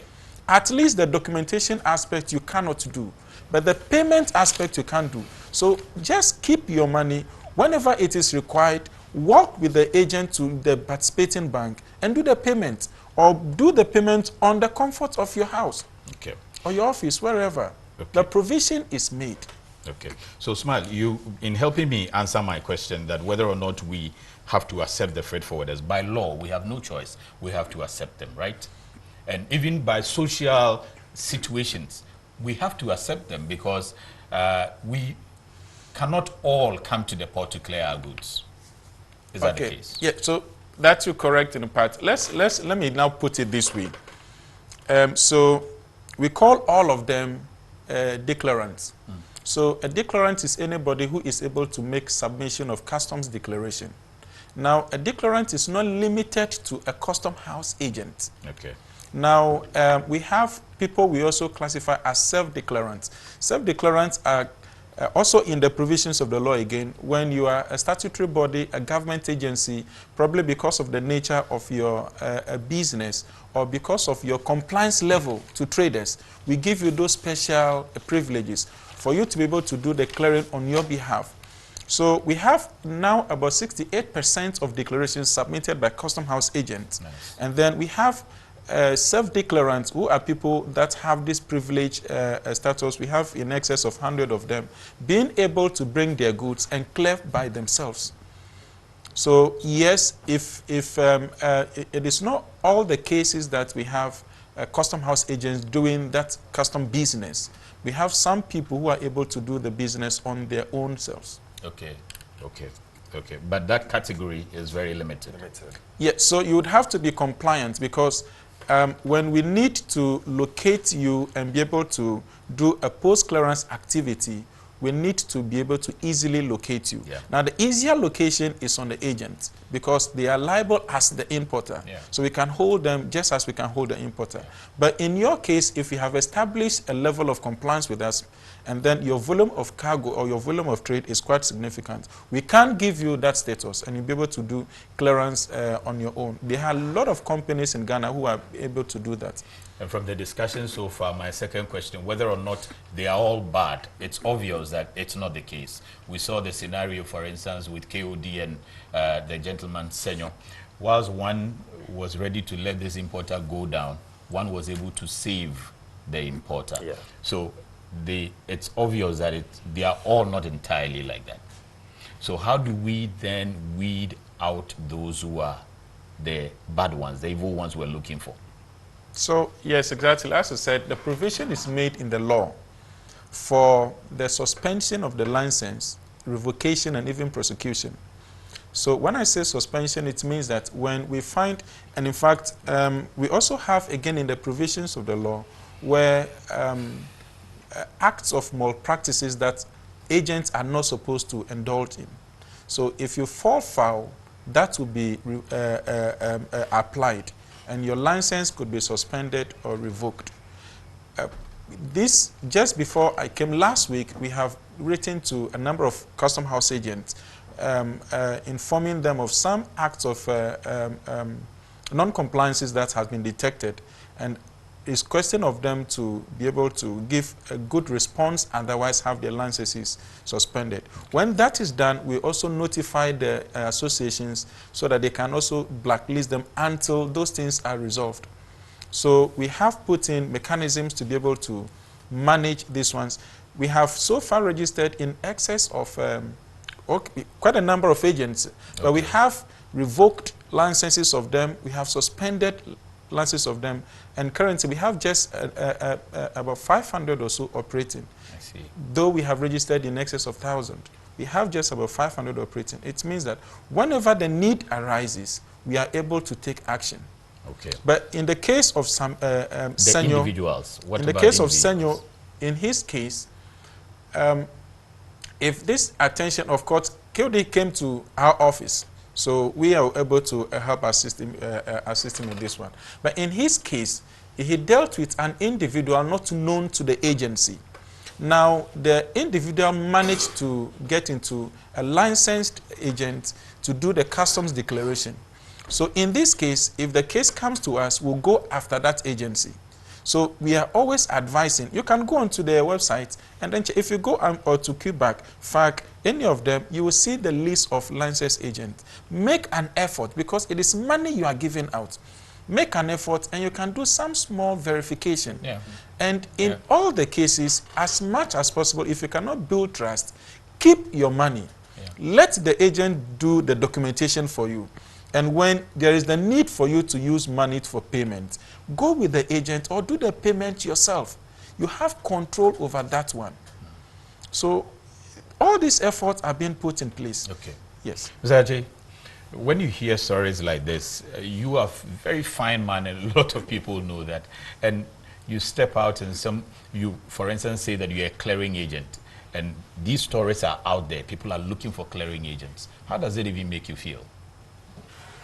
Well, it doesn't discourage me much. It rather encourages me to look out for those who are giving us a bad name. I am proud to say that, as at now, we have 2 members of parliament. Yeah. Yes, as who were formerly freight forwarders or clearing agents. Yeah. One of them has been Chairman Central for about 3 consecutive terms.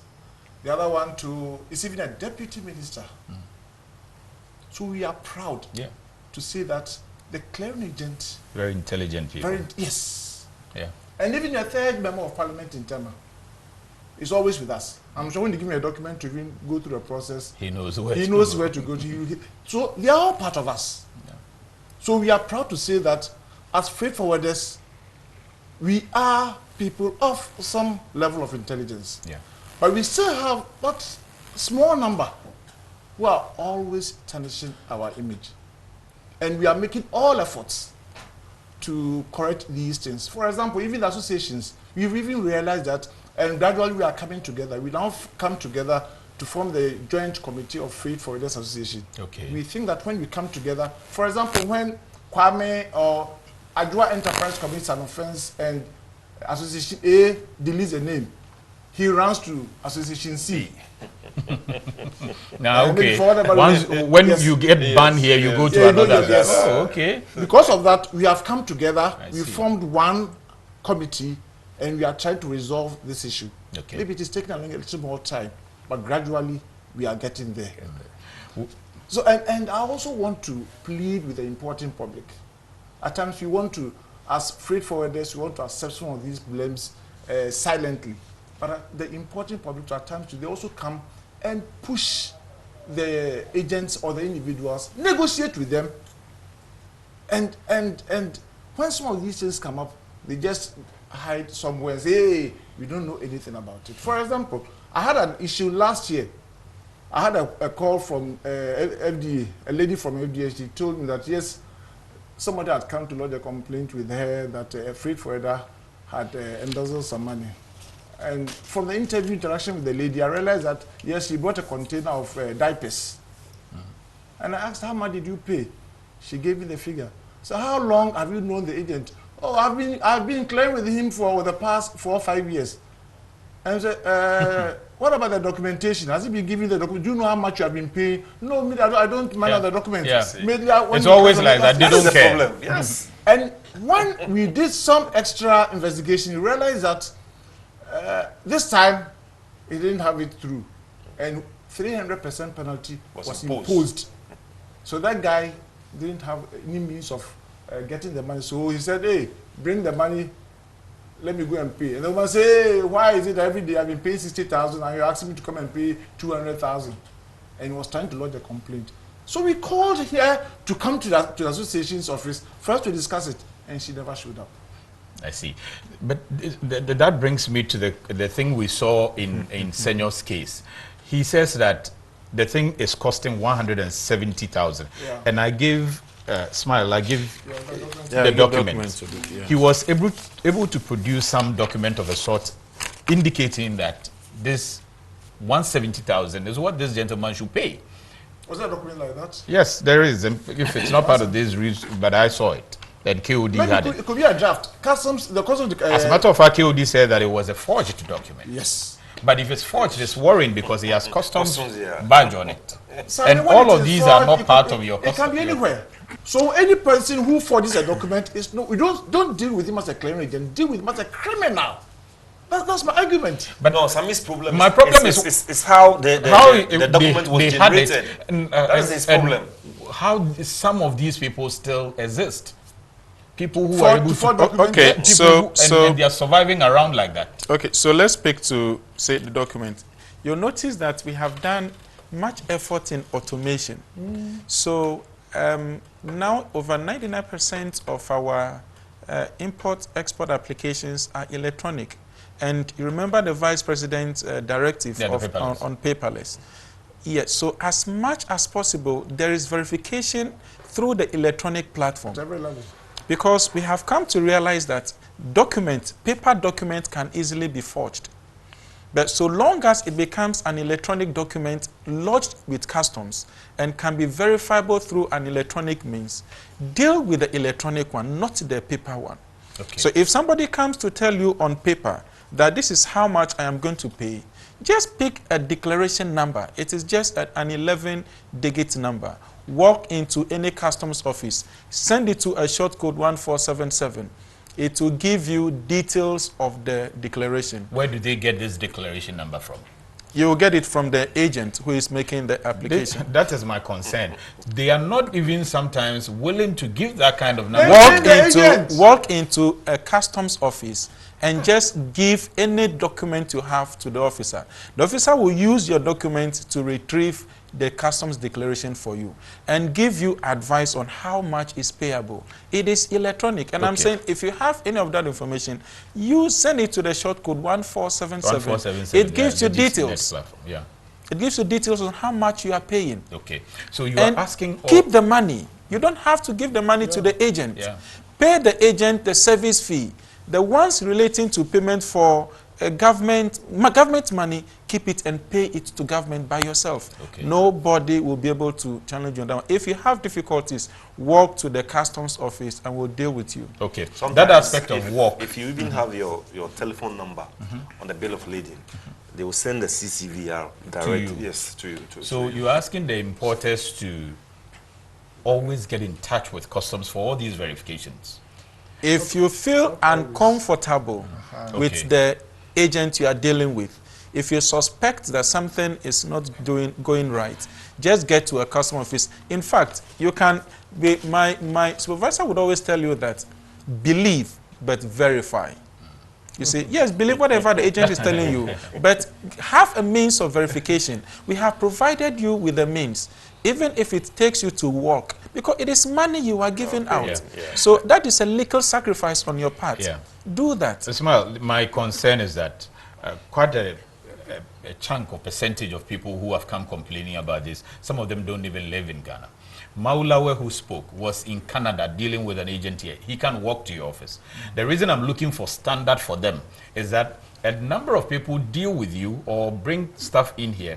They are living outside. There's another one who is sending messages now. He lives in the US. He brought a lot of cars. He's not looking, he can't find Nissan, one of the cars, Nissan Match. And he's in the US. How to walk into your office is a wahala.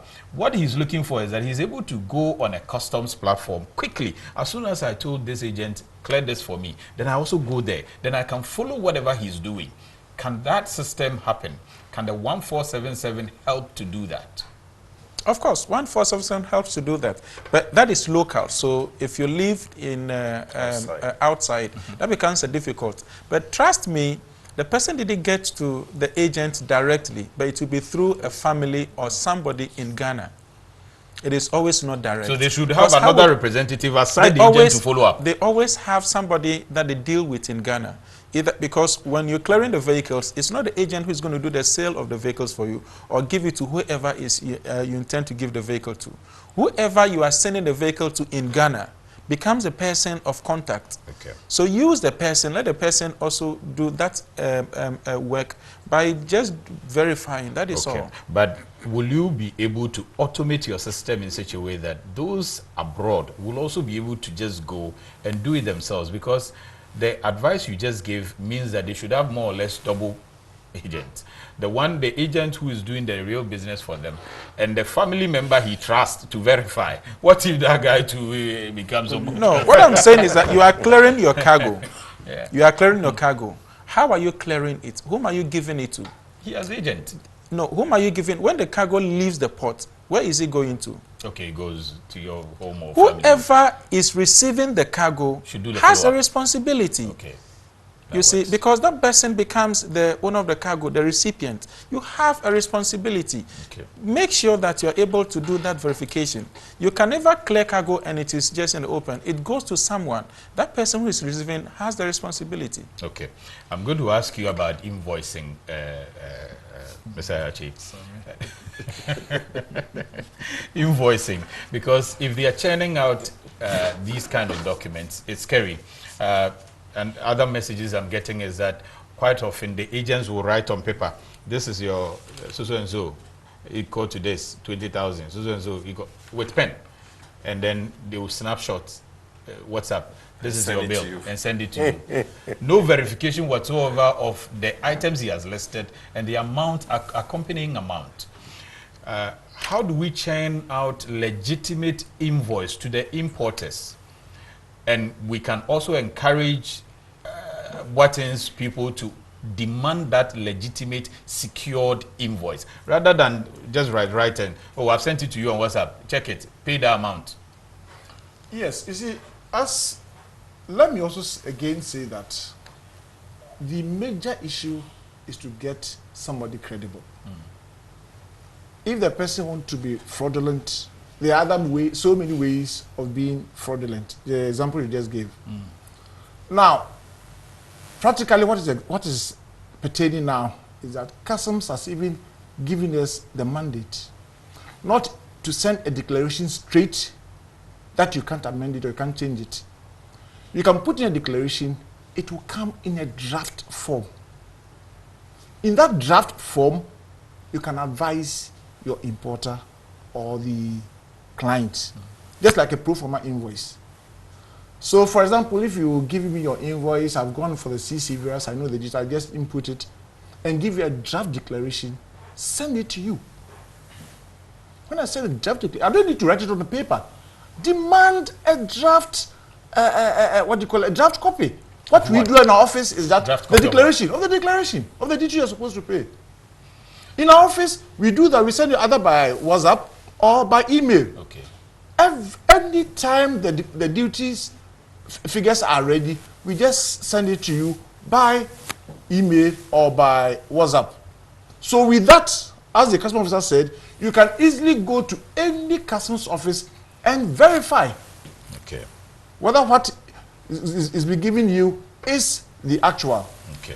Aside that, the shipping lines too, they also give pro forma invoices before you can finally go and effect payments. But then at times it may take too long. You have to go through the pro forma invoices all along the line before effecting the final payments. But then for the government amount duty to be paid, you can easily go in for a declaration in a draft form, send it to the importer for him to verify it, and he doesn't need also to give the money to you.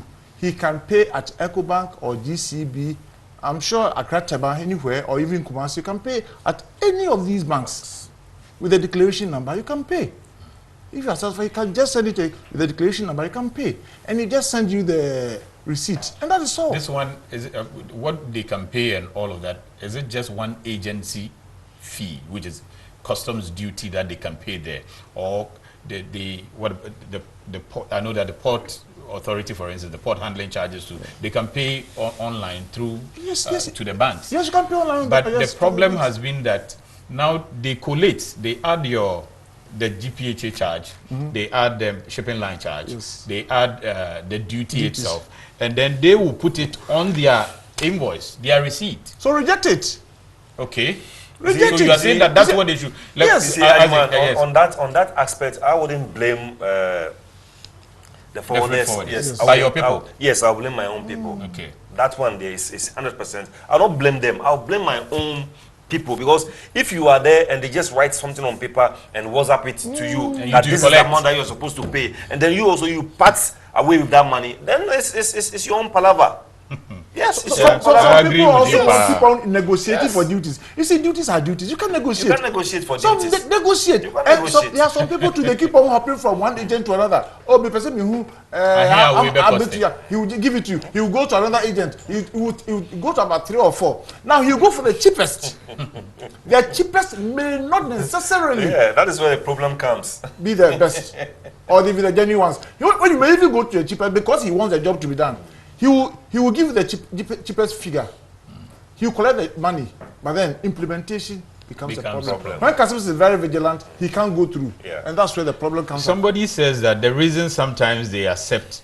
Okay, I'm getting a lot of messages. I see the former Commissioner, Mr. John Vianney. I noticed you said, thanks for watching and the input. I'll read it definitely and share with the rest of the world. I see Wallace Akondo, former Commissioner as well, sending message. But this one, on this one, somebody says that you see, the agent has been able to forge an amount of 170,000. And he's telling you that, Charlie, forge where? He's giving him some things to show. The document, and saying that this one is too big. If you don't let us reduce it, let's go and bribe so that we bring it down. Because he has given the guy so huge and excessive budget, the guy too says, actually, this one there, whatever you do, do it for me. Then they bring it down. Meanwhile, he has forgotten that even the reduction the guy is going to reduce for him is even higher than the proper duty he's supposed to pay. Exactly so. Exactly you see, he's supposed to pay 67,000, yet he has paid him 84,000. And still telling him that they will need bribe before they sort that one out. Let me, on the matter you talked, audition Nanapia. And at this point, folks, we will be taking your call 020-552-8353, 055-901-9177 is the WhatsApp line. This one's Audition Nanapia says, yes, we are watching on Facebook. I am driving, but I can watch everything. Jalilu J. Kokroko, please, I imported 2 Hyundai cars and the agent is refusing to give me the declaration form and invoice to authenticate the charges. She wrote, that is a lady, she wrote by hand to me. How do I get a copy of my declaration and invoice? If we can take that response, maybe you will take that. I will say it's as simple as that. If the agent is not cooperating with you, please change the agent. We have about. But sometimes you would have used this guy for like 2 weeks. When you change, you are going to look for somebody else and join the queue again. Now, immediately he starts telling you these stories, it means that he has something under his sleeves. So it is better to change him. Wow. And you would have wasted your time, cost you to pay more demurrage. And the port here is 2-3 days you can clear goods this time. The paperless system. 2-3 days. If you change him, I can assure you get a very good agent. Within 2-3 days, you clear your concern. And what happens to him after he has wasted your time for 2 weeks and you have to pay demurrage? It is better. Then they did your homework well. So I said again that we are not dealing with that individual, but the company. Exactly. So if you are not satisfied, please walk to the customs office.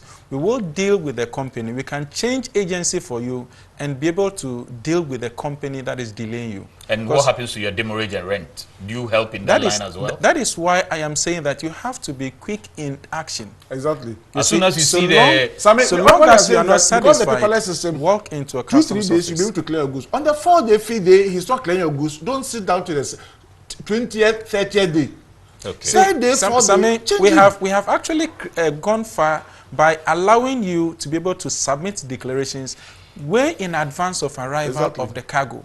So by the time the cargo arrives and then the cargo is discharged, you would have finished with your paperwork, and what is left is taking the cargo out of the port.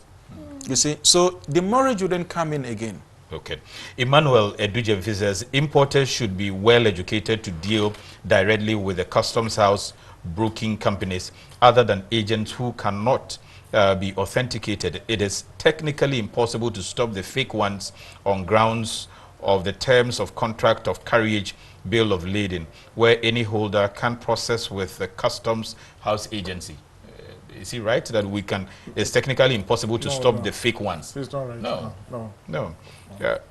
Ima, and then he goes ahead to say that on the inflated duty value, it's possible because duty is computed on the item value or HS code. The higher the invoice value, the higher rate of duty. But Ima, I don't agree with you on the first one though. So that came. Another one. I'm just reading those watching live on Facebook because some are watching abroad and often I'm not able to read from here.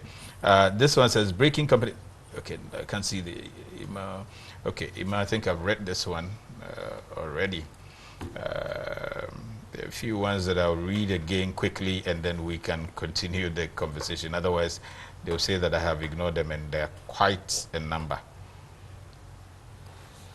This one says, what is handling charges? Why is it not receipted? Is the handling charges not receipted? Handling charges is part of the port charges. Yes. Now, normally it comes in after payment of duties, after release or payment of shipping line charges. Then you go and pay your handling charges. When you pay your handling charges, then you are very, very, very, very close to delivery. Normally, same day delivery. Immediately you pay your handling charges, it means that you might have even finished with the examination of the goods, or it might have been scanned, or you are just about to get out of the port. Handling charges is receipted for. Every charges that you pay at the port should be receipted for. Normally, the basic receipts you should expect for a normal consignment are the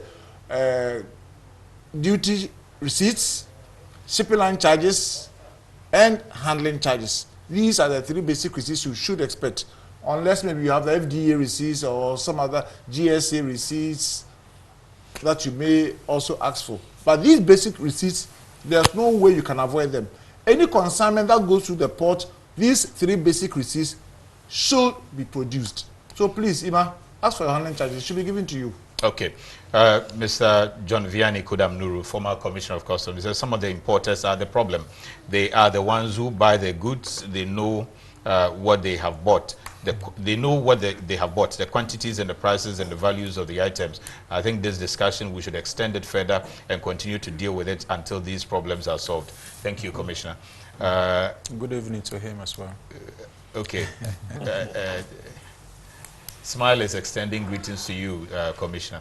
Kweku from Nungwa says, good evening. Please, agents also charge outrageous container fees. Please ask the panel about that. Do you charge excessively beyond, and that should be fraud, fraudulent, I should say. Excessively, I don't know what he's talking about, but then the Ghana Shippers Authority, not every year, negotiates with us and we agree on some of these charges that we should, some of these charges. And in most cases, our charges are even lower than what even GS even comes up with because of competition. Okay. At times somebody tells you I have 10 containers for the whole month. The charges could be different from the person who brings you one container for the whole year. And these charges normally are even negotiable.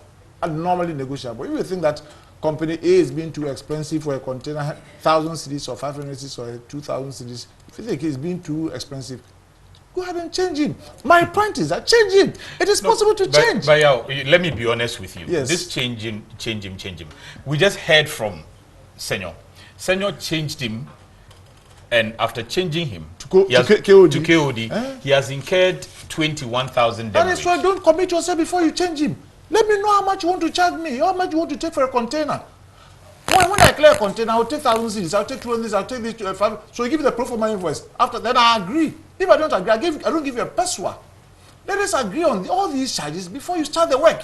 You don't let him start the work, phrase the work before you negotiate on the container charges. Okay. Yes. So you're asking importers to start all these negotiations, sometimes even before their goods arrive. Even before the goods arrive, that's why we all do. That is actually what Customs is recommending. Yes. We have provided you with that facility to be able to do all the required documentations and await arrival of cargo for release. Okay. So the moment you're able to do that one, the demurrage issues will not come in again. Take advantage. Nana Prempe is on the line. Hello, Nana. Hello. Yes, Nana. Good evening. Good evening, Nana. Yes, I'm calling from Kumasi. Okay, good. I have a problem at the port. My brother, the agents are making the port very, very expensive. The agents. Sometimes the agent asks you to pay some money, which is too outrageous. Let me give you one example. Last time I gave my car to an agent to claim. He sent me by WhatsApp how much I'm supposed to pay. By WhatsApp? So, yes. He told me I should pay, I'm expected to pay, I think 9,000 that time. That's the total cost for the clearing. So I asked her to give me the breakdown. She sent me the breakdown, and on the breakdown, I saw that the BP is about 6,700. So after clearing, I realized that the BP of the paper was less than the 6,700. I see. So I demanded for a refund. Okay. And this girl was not ready to give me the refund. Yeah. So I have to come back to Accra and I took the lady to a cheapest council, and the cheapest council people called her, and that time she was supposed to refund 1,000 Ghana, but she refunded only 600. I just managed it because there was nothing I could do. So what I'm begging to say is the custom office should have a complaint office, that whoever let's say an importer is having a problem, the person works there straight away, put numbers on the screen, because they are just putting importers anyhow. Thank you, Nana. Sometimes you can't do anything, just to say. Thank you, And Nana. I know it's different. Thank you. This one says, good day. I want the contact of those in charge of clearing agent costs. Okay, so you are interested in that. Now, who are clearing agents? You write a whole long, this is Romeo Frimpong, GIF, ethics and monitoring. That's important, Romeo, because it's coming from you. I'll try and read. It's quite long, but I'll read. If you are an importer or exporter, imagine having to go through the activities of arranging trade and finance documentation, monitoring the movement of the cargo, transportation, customs clearance, port inspections, and all other activities by yourselves for the enormous volume of containers and vehicles that are imported into our country, especially if you don't know about the intricacies of the industry, or you are a beginner or to importing. Daunting task, huh? That is where a well-established and experienced clearing agent comes in. That's coming from Romeo, and that's basically what we are saying. Yeah. The panel has already said that they are lawyers. Okay, do we have somebody on the line? Hello, Mabel. Obuasi. Yes, please. Good evening. Good evening, Mabel.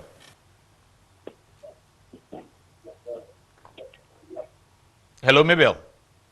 Yes. Yes, we can hear you. Please go ahead. Please, I want to find out about two things.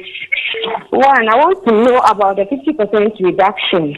Does it cross across all general goods or specific goods? Okay. And then two. And my second question, I want to know the code. When you are being given the bill of lading, what to send to the 1477? Okay, what you sent and that is to the 1477. The first one is a 50% reduction, and the second one is what to send to 1477. Okay, what do you send to the 1477, Smile? Send the declaration number. You can send the chassis number if it's a vehicle. Okay, so chassis number of the vehicle or the declaration number to the 1477. And then the 50%, does it cut across? As you rightly mentioned, for general goods. Okay, so it cuts across 50% for general goods, and then 30% for the.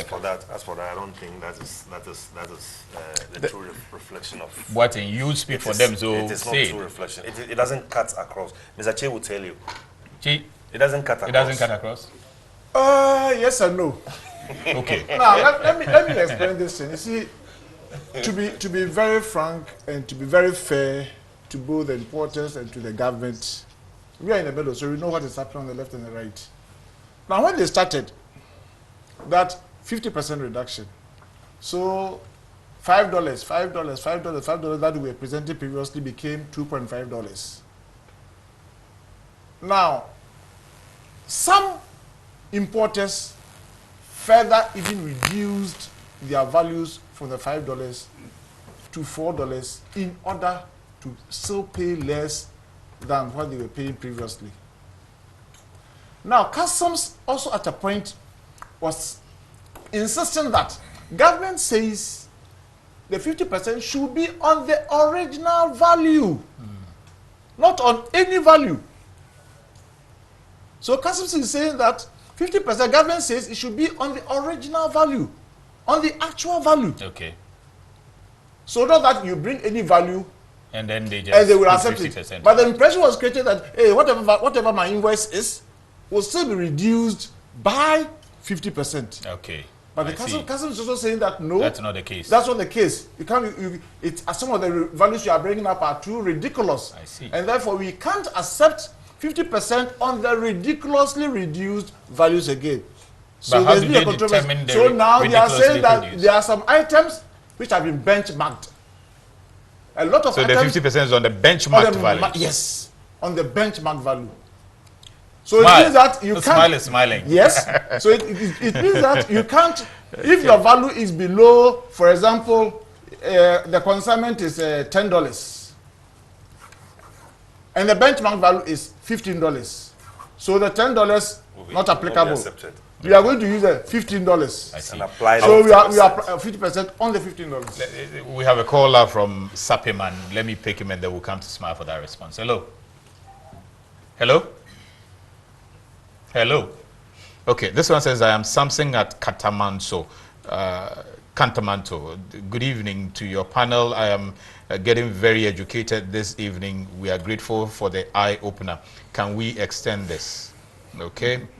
What's the charge, or how much does the clearing agent take to clear a car? How much do you charge? Do you have a fixed charge? We don't have a fixed charge but the services rendered normally ranges between 400 and 600 cedis. Okay. Depending on how you negotiate. Between 400 and 600 cedis per vehicle. So it shouldn't go beyond 600 cedis. I wouldn't say it shouldn't go beyond. When somebody brings in maybe 20 vehicles at a go, you have the bargaining power. You have the power to bargain for something cheaper. If somebody brings in, oh, I'll take you 600 cedis, and you keep quiet, he will still take you the 600 cedis. But it's something you can. It shouldn't go beyond that. But irrespective of whether it's a saloon car or a bus or a Okay. truck No. or... Let me pick Prince. Prince from Nungwa. Hello, Prince. Hello. Yes, Prince. Hello. Hello, Prince. Okay, so let's get our fix quickly and then have him. Good evening to you all. Please, why is that Nigeria and Togo is duty-free, but Ghana is not like that? Why the cost in Ghana is too high for people to clear their goods? Abdul Razak from Wa. Is Nigeria and Ghana Togo free? Nigeria and Togo duty-free? No. So explain to them, what's the difference? Because a lot of people have this misconception because Togo they hear. Togo is a duty-free port. Sorry? Is it Togo is a duty-free yeah, so port? they will clear from there. So in their minds, they will clear and no pay any duty. When you bring your car or you clear through Togo, what becomes the status of the car?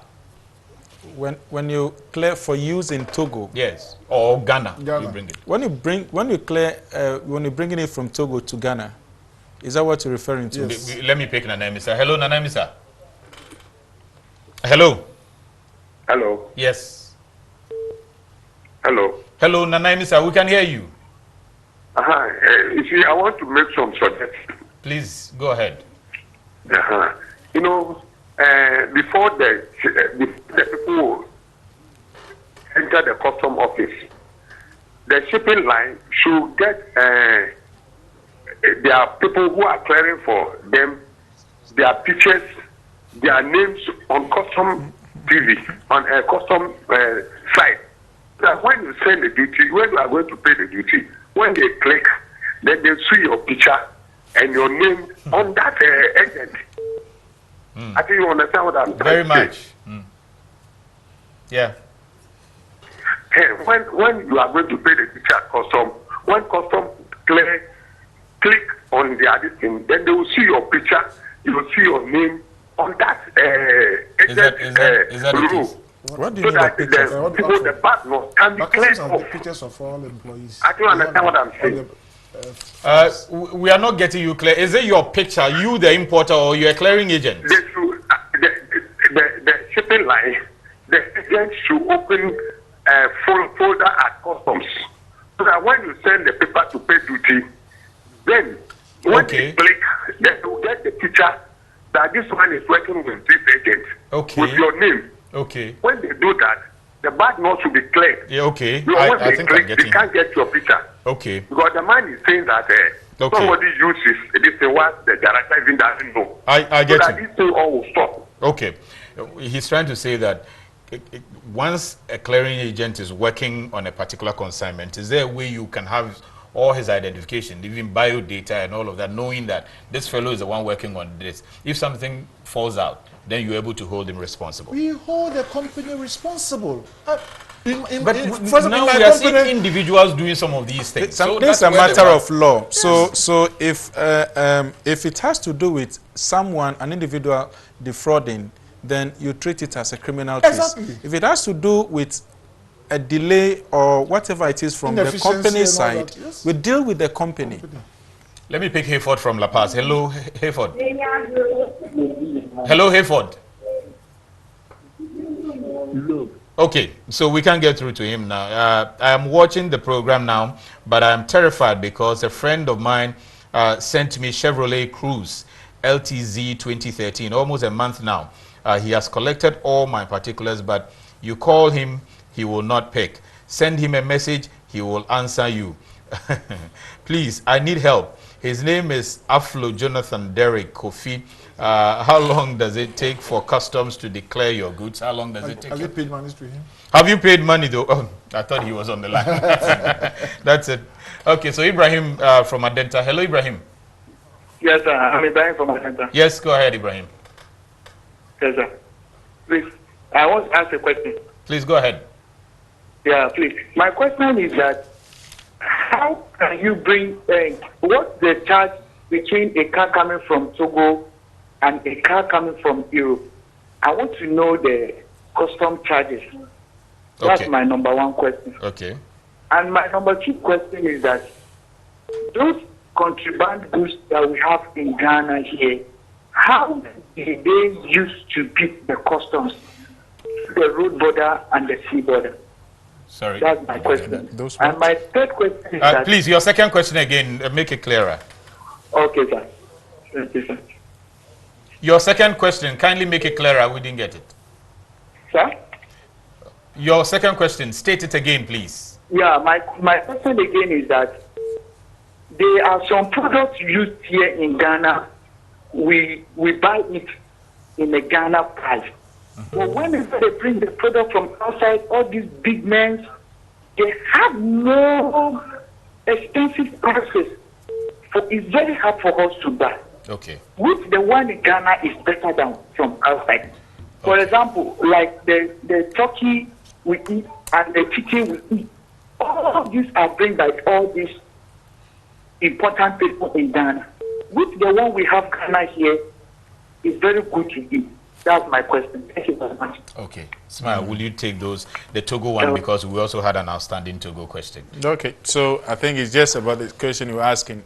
If you're bringing car from Togo, from EU, for wherever it is coming from, the valuation method is the same. It has not changed. So yes, the duty you'll be paying is about the same thing. What people normally do when they go to Togo is to go and buy a very a car that is not expensive or very cheap. So they buy a car that is overaged. A car that is overaged is which is more than 10 years from the time of manufacture. But when you do that one, then it begins to attract some form of overage penalty. So when you bring that one, you think you are paying more than when you are bringing through the other ones. Togo cars may be cheap because they are overage vehicles. So yes, the duty you'll be paying, regardless wherever it is coming from, the method of valuing it is the same. It hasn't changed. And is the duty in Togo free? Is Togo operating a duty-free port?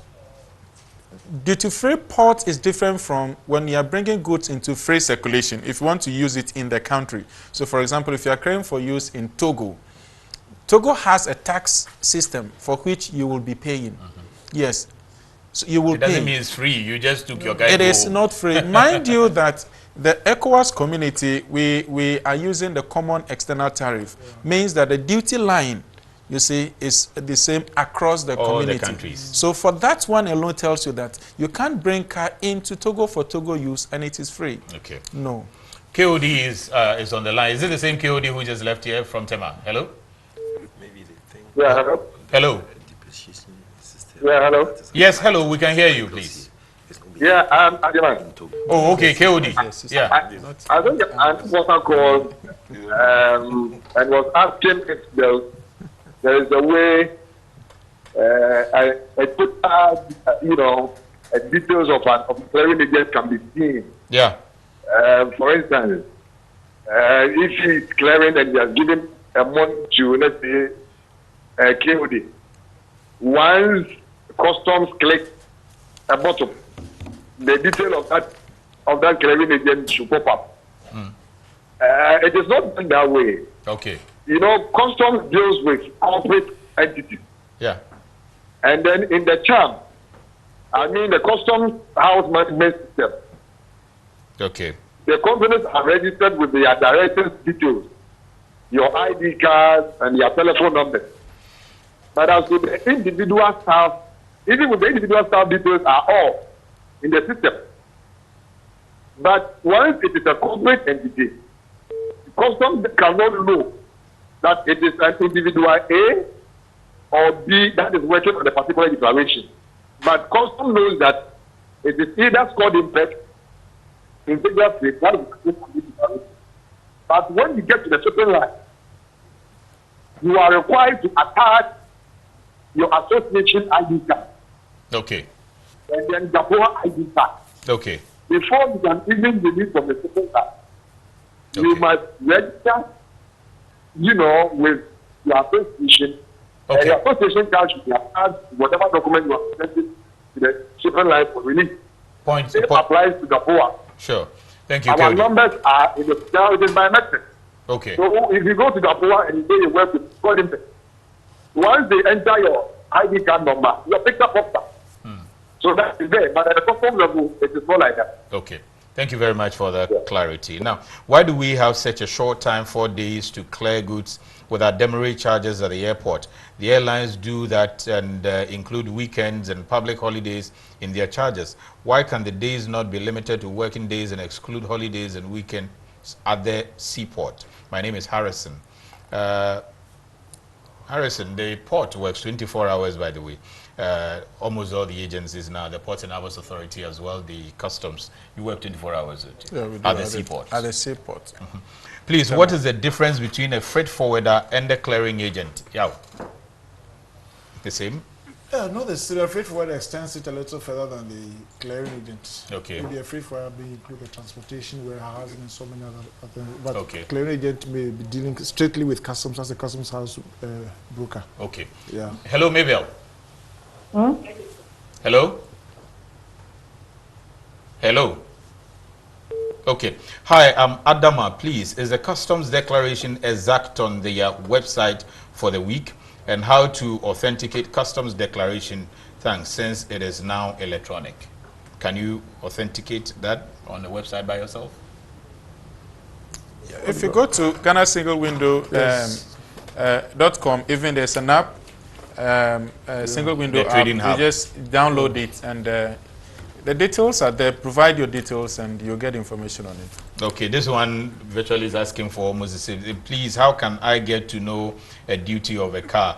We play a certain advert during this program and all the time we show you. Download the Trading Hub portal and you should be able to put in your chassis number or the VIN and you should be able to know the duty that you should pay on your car.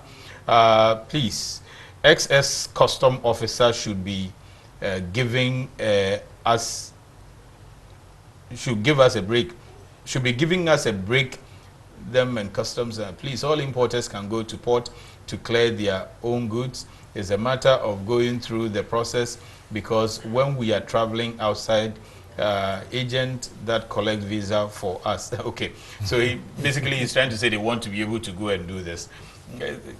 Is it possible? We have already established, though, that by law it's not possible for them to do, and except a few that he signaled. But looking at all the difficulties or all the cumbersome nature of the process, is it even possible for a regular person to be able to do it? No, it's not possible for an individual to do that. The system is a bit cumbersome, and it's geared towards securing government revenue, and be sure that whatever documents you brought down are verified, and that you'll be paying taxes on all these documents. So at times the customs also even takes us through a lot of quote-unquote stress before accepting some of these values or some of these documentation. And the port keeps on changing from time to time. And for example, MPS will call you, come for orientation, GPHA will call you, customs of from time to time. They also do some education for us or training for us and all that. I'm not sure they will be able to have to call all potential importers to come for training sessions from time to time. So as clearing agents, despite some of these difficulties, let us accept them as very viable and credible. Yes. And let's keep on making the changes. I'm very sure, I'm very hopeful that you make these changes. And do you fear sometimes that, like we are getting in the law courts and all of that, litigants are now requesting to be present themselves in court to talk for themselves, to advocate for themselves, because they feel that the law has become complex. Lawyers are making the whole process too difficult, and so there's this issue of litigant in persons. People are now trying to represent themselves in court. Do you see this push coming to you, and how can you prevent it? Because people will admit that litigants who appear in court are even making the process more complex, because you get there, you don't even know how to file your defense and all of that. You don't even understand. Exactly. So I'm sure it's born out of frustration. How do you help people to get over this immediately? Immediately, the solution is to look for a credible company and give the documents to. Some of them rely on the recommendations of individuals or the credibility of Kwame. Kwame, give me the documents, let me go and give it to Ajua. I think that we should go beyond that. Customs, as I mentioned earlier, Customs is there, GSA is there, GPHA is there. A lot of authorities are there at the port that they can easily verify the credibility of a company. Let us also move away from the system of always dealing with individuals. Let us deal with the companies. So you hold the company responsible. Assuming there's a problem and embezzlement, it is easier for the company or even for the government or for customs to deal with the company than to deal with the individual. So I am still pleading with the public that let us go to the companies and deal with them. Go to the office, look at the setup, be convinced before you even hand over a PESWA to them.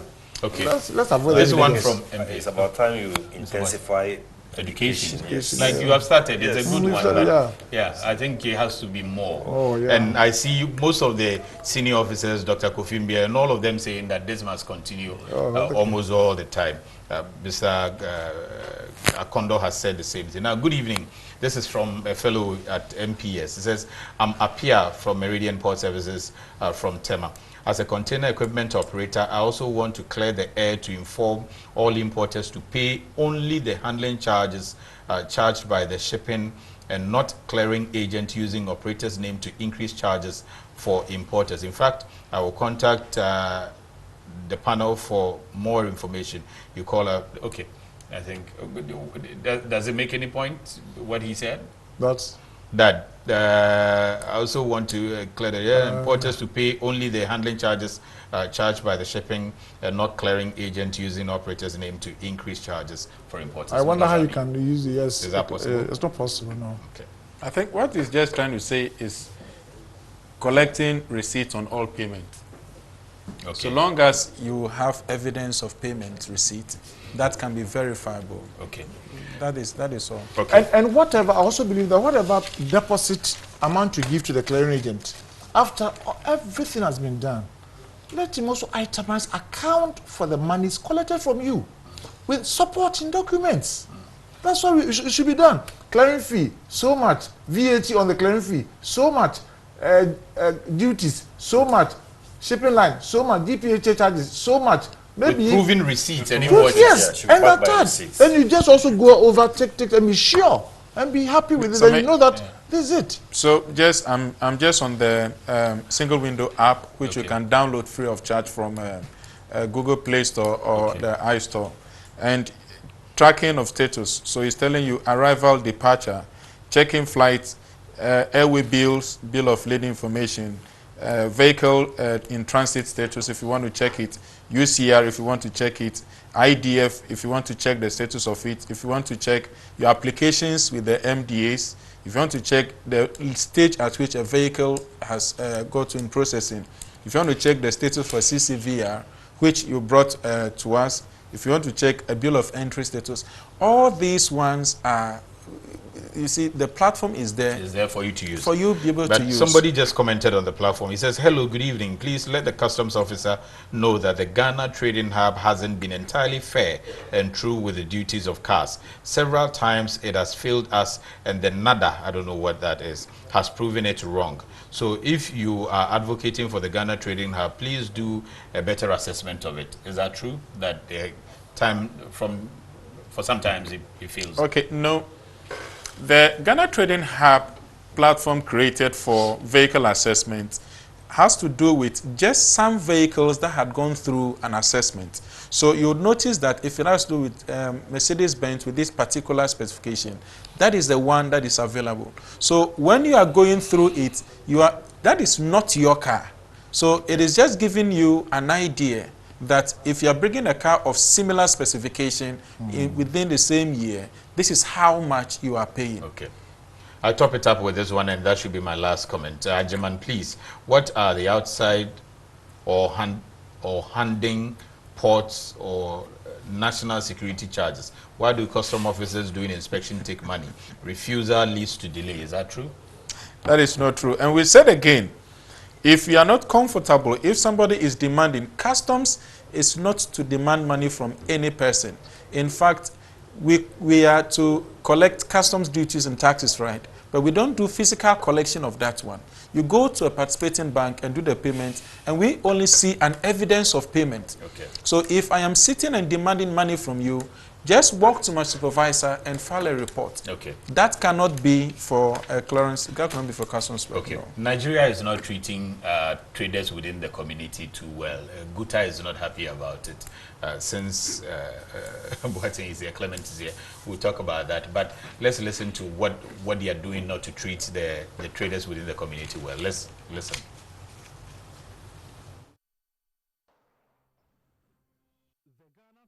Union Association, GUTA, has criticized ECOWAS for failing to step in to get Nigeria to open its borders with neighboring West African countries, which were recently closed. Nigeria is said to have closed the borders in a move by the government to stop about 45 products from being smuggled into the country from other ECOWAS member states. Also, some ECOWAS citizens who have had brushes with the law are allegedly being repatriated by Nigeria, yet the populous nation is said to be preventing other nations from deporting Nigerians in similar situation. According to GUTA, the closure of Nigeria's frontiers is impeding free movement of people, goods and services to and from the affected ECOWAS state. GUTA has consequently asked Ghanaian authorities to strictly enforce the country's laws within the context of the ECOWAS protocol.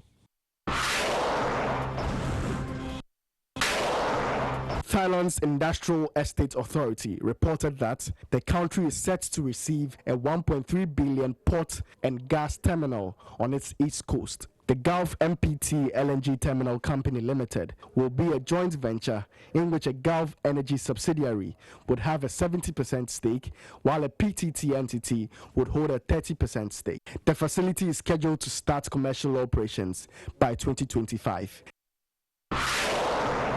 South Africa's National Sea Rescue Institute has reported that 2 crew members have been evacuated from an unnamed container ship off the South African coast. One of the seafarers suffered an injury and another had a medical complaint. A rescue craft accompanied by rescue paramedics was launched upon receiving the request.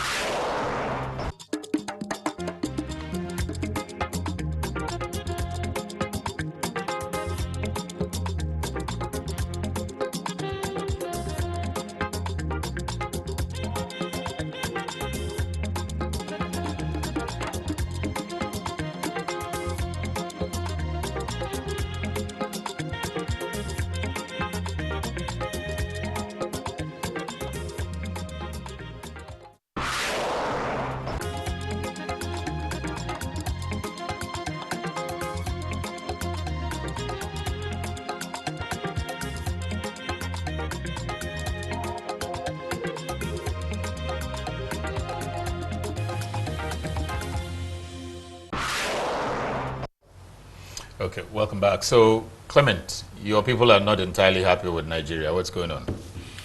Yeah, Sami, the foundation of ECOWAS protocol is about the free movement of people, goods, and services. So if for close to 2 months you have closed your borders and people's goods are locked up at both the entry and the exit points, are you not defeating the ECOWAS protocol? Yeah. You are defeating it. And assuming people, have taken facility to do their businesses, how can they repay their facility? Yeah. So Nigeria is not being fair to the ECOWAS, the ECOWAS sub-region. And I am amazed that the ECOWAS Commission hasn't been able, to say anything about it, as well as our own foreign ministry. The Nigerian government is saying that when they close these borders, their revenue shot up. In September alone, they rake in 115 billion naira. And because of that, they are going to extend this closure of borders to January 2020. I see. So, is ECOWAS Commission going to sit down and allow Nigeria, to do this? It's beats my imagination. You see, Nigeria thinks they are the giants in the sub-region, so they can always dictate the pace. And it's about time they are called to order. So we have written to the foreign ministry, and they've scheduled a meeting with us on Wednesday. Okay. Yeah, so Wednesday we are going to meet them and then pour out our frustrations and see how best they are going to, solve this problem, because it's very bad. Otherwise, they have to dissolve the ECOWAS, because after all, each country is sovereign. So if we have all come under one body and designs protocols that is binding on each one, and you decide to flout it, then what is the reason of signing on to these protocols? Then it must be dissolved. Yeah. That is our problem. Okay, very interesting. Ohima from Tema says, Mr. Ajima, the situation is not so bad. Talking about the importing, the role of the agents. In most cases, greedy importers open themselves up to be duped. They always ask, what can you do about the duty for me? Yeah. Your people. Clement. You are always asking what can. Okay, he says the situation is not so bad. In most cases, greedy importers open themselves up to be duped. They always ask, what can you do about the duties for me? It's a fact. Yeah. Yeah, it's a fact. That is why I said in the opening of the program that sometimes our people, fall prey to these problems that we encounter, because they always want to find a way that their duties will be reduced. But if you want to go by the proper way, you see, the problem also that we are facing is most of our people also are not computer literate.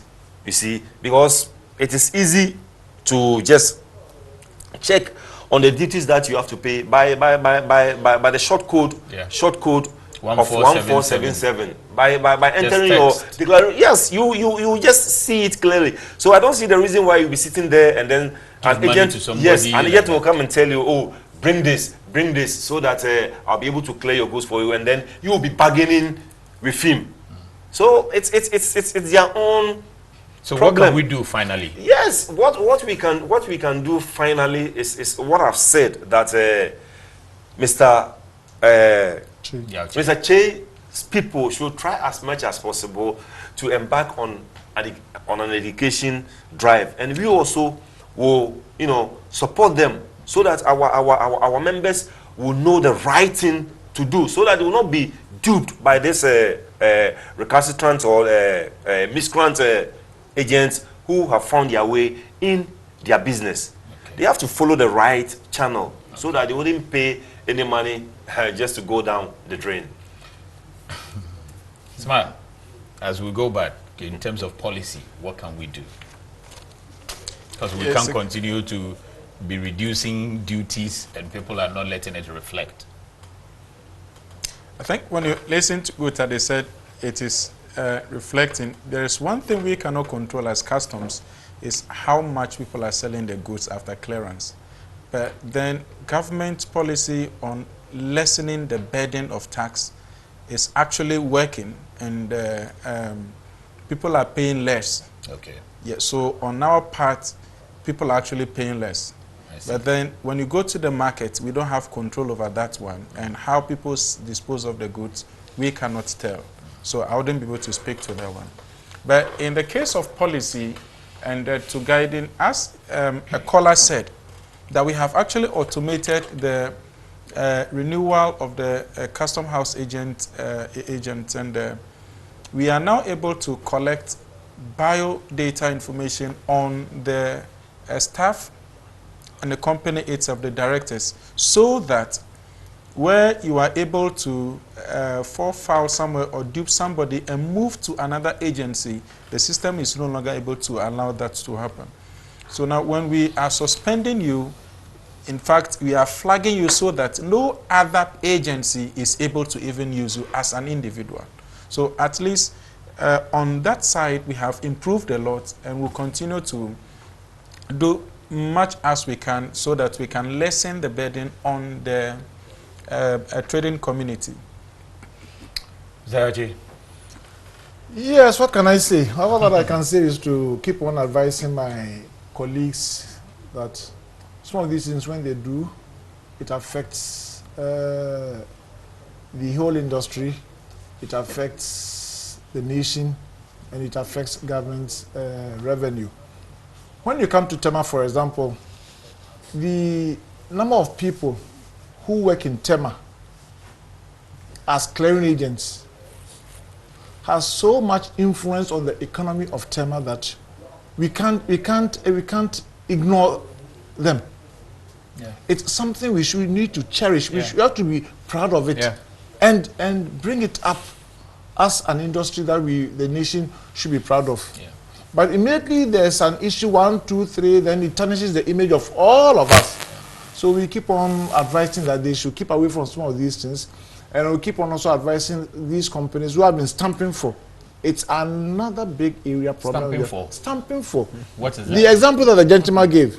Stamping for, I have a company, you don't have a company, you are an individual, you haven't registered a company. Come and I'll stamp for you. I see. Use the document so to go and work, and I'll collect my fee. Kick back the kick. Yes. I see. And it's a big problem. The example we gave, that you say he went to Committee 11, didn't see an office. Yes. That is the kind of stamping for. Exactly. And they are tarnishing the image of all of us. As you move out, what are you going to do to clamp down on that?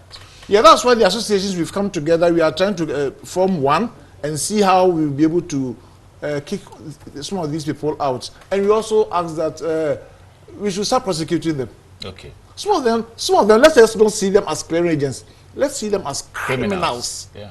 And the law should take its own course and go ahead and prosecute them. What would you advise on this particular one, the gentleman? Because now the money is with him. KOD facilitated.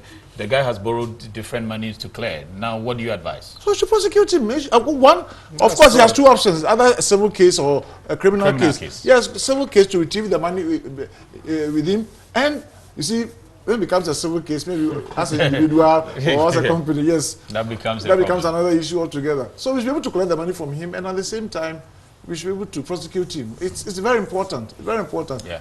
Clearing agents in TEMA, we are doing very well. As examples I gave you, we produced 2 proud members of parliament. And doing more, even way more than that. We should be happy about that. But they should be very... Yes. One of our members, David Edutako, has been elected as vice president of FIATA. Yeah. Yes. David. And we should be proud of some of these things. So just a few of us are just pulling us back. In any case, I also have to advise the important public that when it comes to government duties, let's stop negotiating. At times people come and they want to negotiate with you on duties. Duty, how much can you will even bring only a bill of lading, no invoice, only a bill of lading, and ask you how much would you take for me for clearing one consignment of maybe sardine, one container of sardine, without any bill of any invoice, no packing list. Maybe because they don't know that they need to get these things. They know, my brother. See. They know. They just want the shortcut and easy. Yes, yes. Okay. And when they do that, they push them into some negotiation skills. And at the end of the day, deferment comes in and all that. I've hit my peak. Let's also do it this way. See, in many cases, all these traders, mind you, the goods are not originating from or coming from Ghana, right? Yeah. It's coming from a foreign Morocco place into Ghana. How were the goods cleared from that country? Yeah. The documentation and the requirements have not changed largely. Yeah. So if the goods are coming from the US, you are required to provide certain information. That is about the same thing Ghana is requesting for. And so they you give will it not to be the able agent. to say that in one part you're able to provide the documents, and then when you come to Ghana, you don't have those documents. You see? So you probably don't want to give it to the authorities. Okay. Then delayers comes in, and then back and forth movement comes in. But how do you get to know that they say they don't have? Because the agent tells you. That's the middleman. That's the lawyer. So when he says, oh, my importer says he doesn't have, maybe he knows what he's doing as well. Let me just say that because we've run out of time, and Sabina has some legal brains, she's very smart legal brains, and she says something mainly on your stuff. She says, regarding engaging a clearing agent, they would usually start, it says what you're describing is not entirely true on the field, and that they would usually start and finish the process of clearing the goods before charging you the importer. And as soon as you engage one clearing agent, it is difficult to disengage them where you feel you are being cheated. And they sometimes hold onto your goods till you pay the fee. And the customs take money before they will even inspect the container in order for it to be opened. The same customs allow importers to bring in used mattresses when it has been abandoned. So this is her take on that one. Anyway, we will continue. Like I have seen most of the suggestions that this must be extended sometime, and the seniors also want to contribute at some point. I think that we will continue this subject and continue the engagement so that people get to understand what they need to do. The program was produced by Solomon Anderson. He was ably assisted by Lawrence Casey. Quite a number of people have backed this. The technical producers, Bosom Pra, Jones, Joe Lavo, Frank Gomelesio, and all of that, Joe Bone as well, Robert Nyantechi, Godwin Kabute, all of them supported the program. Gentlemen who were in the studio, Mr. Yauche, President, Association of Customs House Agents, Ghana, Smile. Agbemenu is the Supervisor, Customs Policy and Programs Department, and also Clement Boateng, National Organizer, GUTA, also Chairman of Abosorkain Dealers there. Thank you for watching the program. We'll see you same time next week.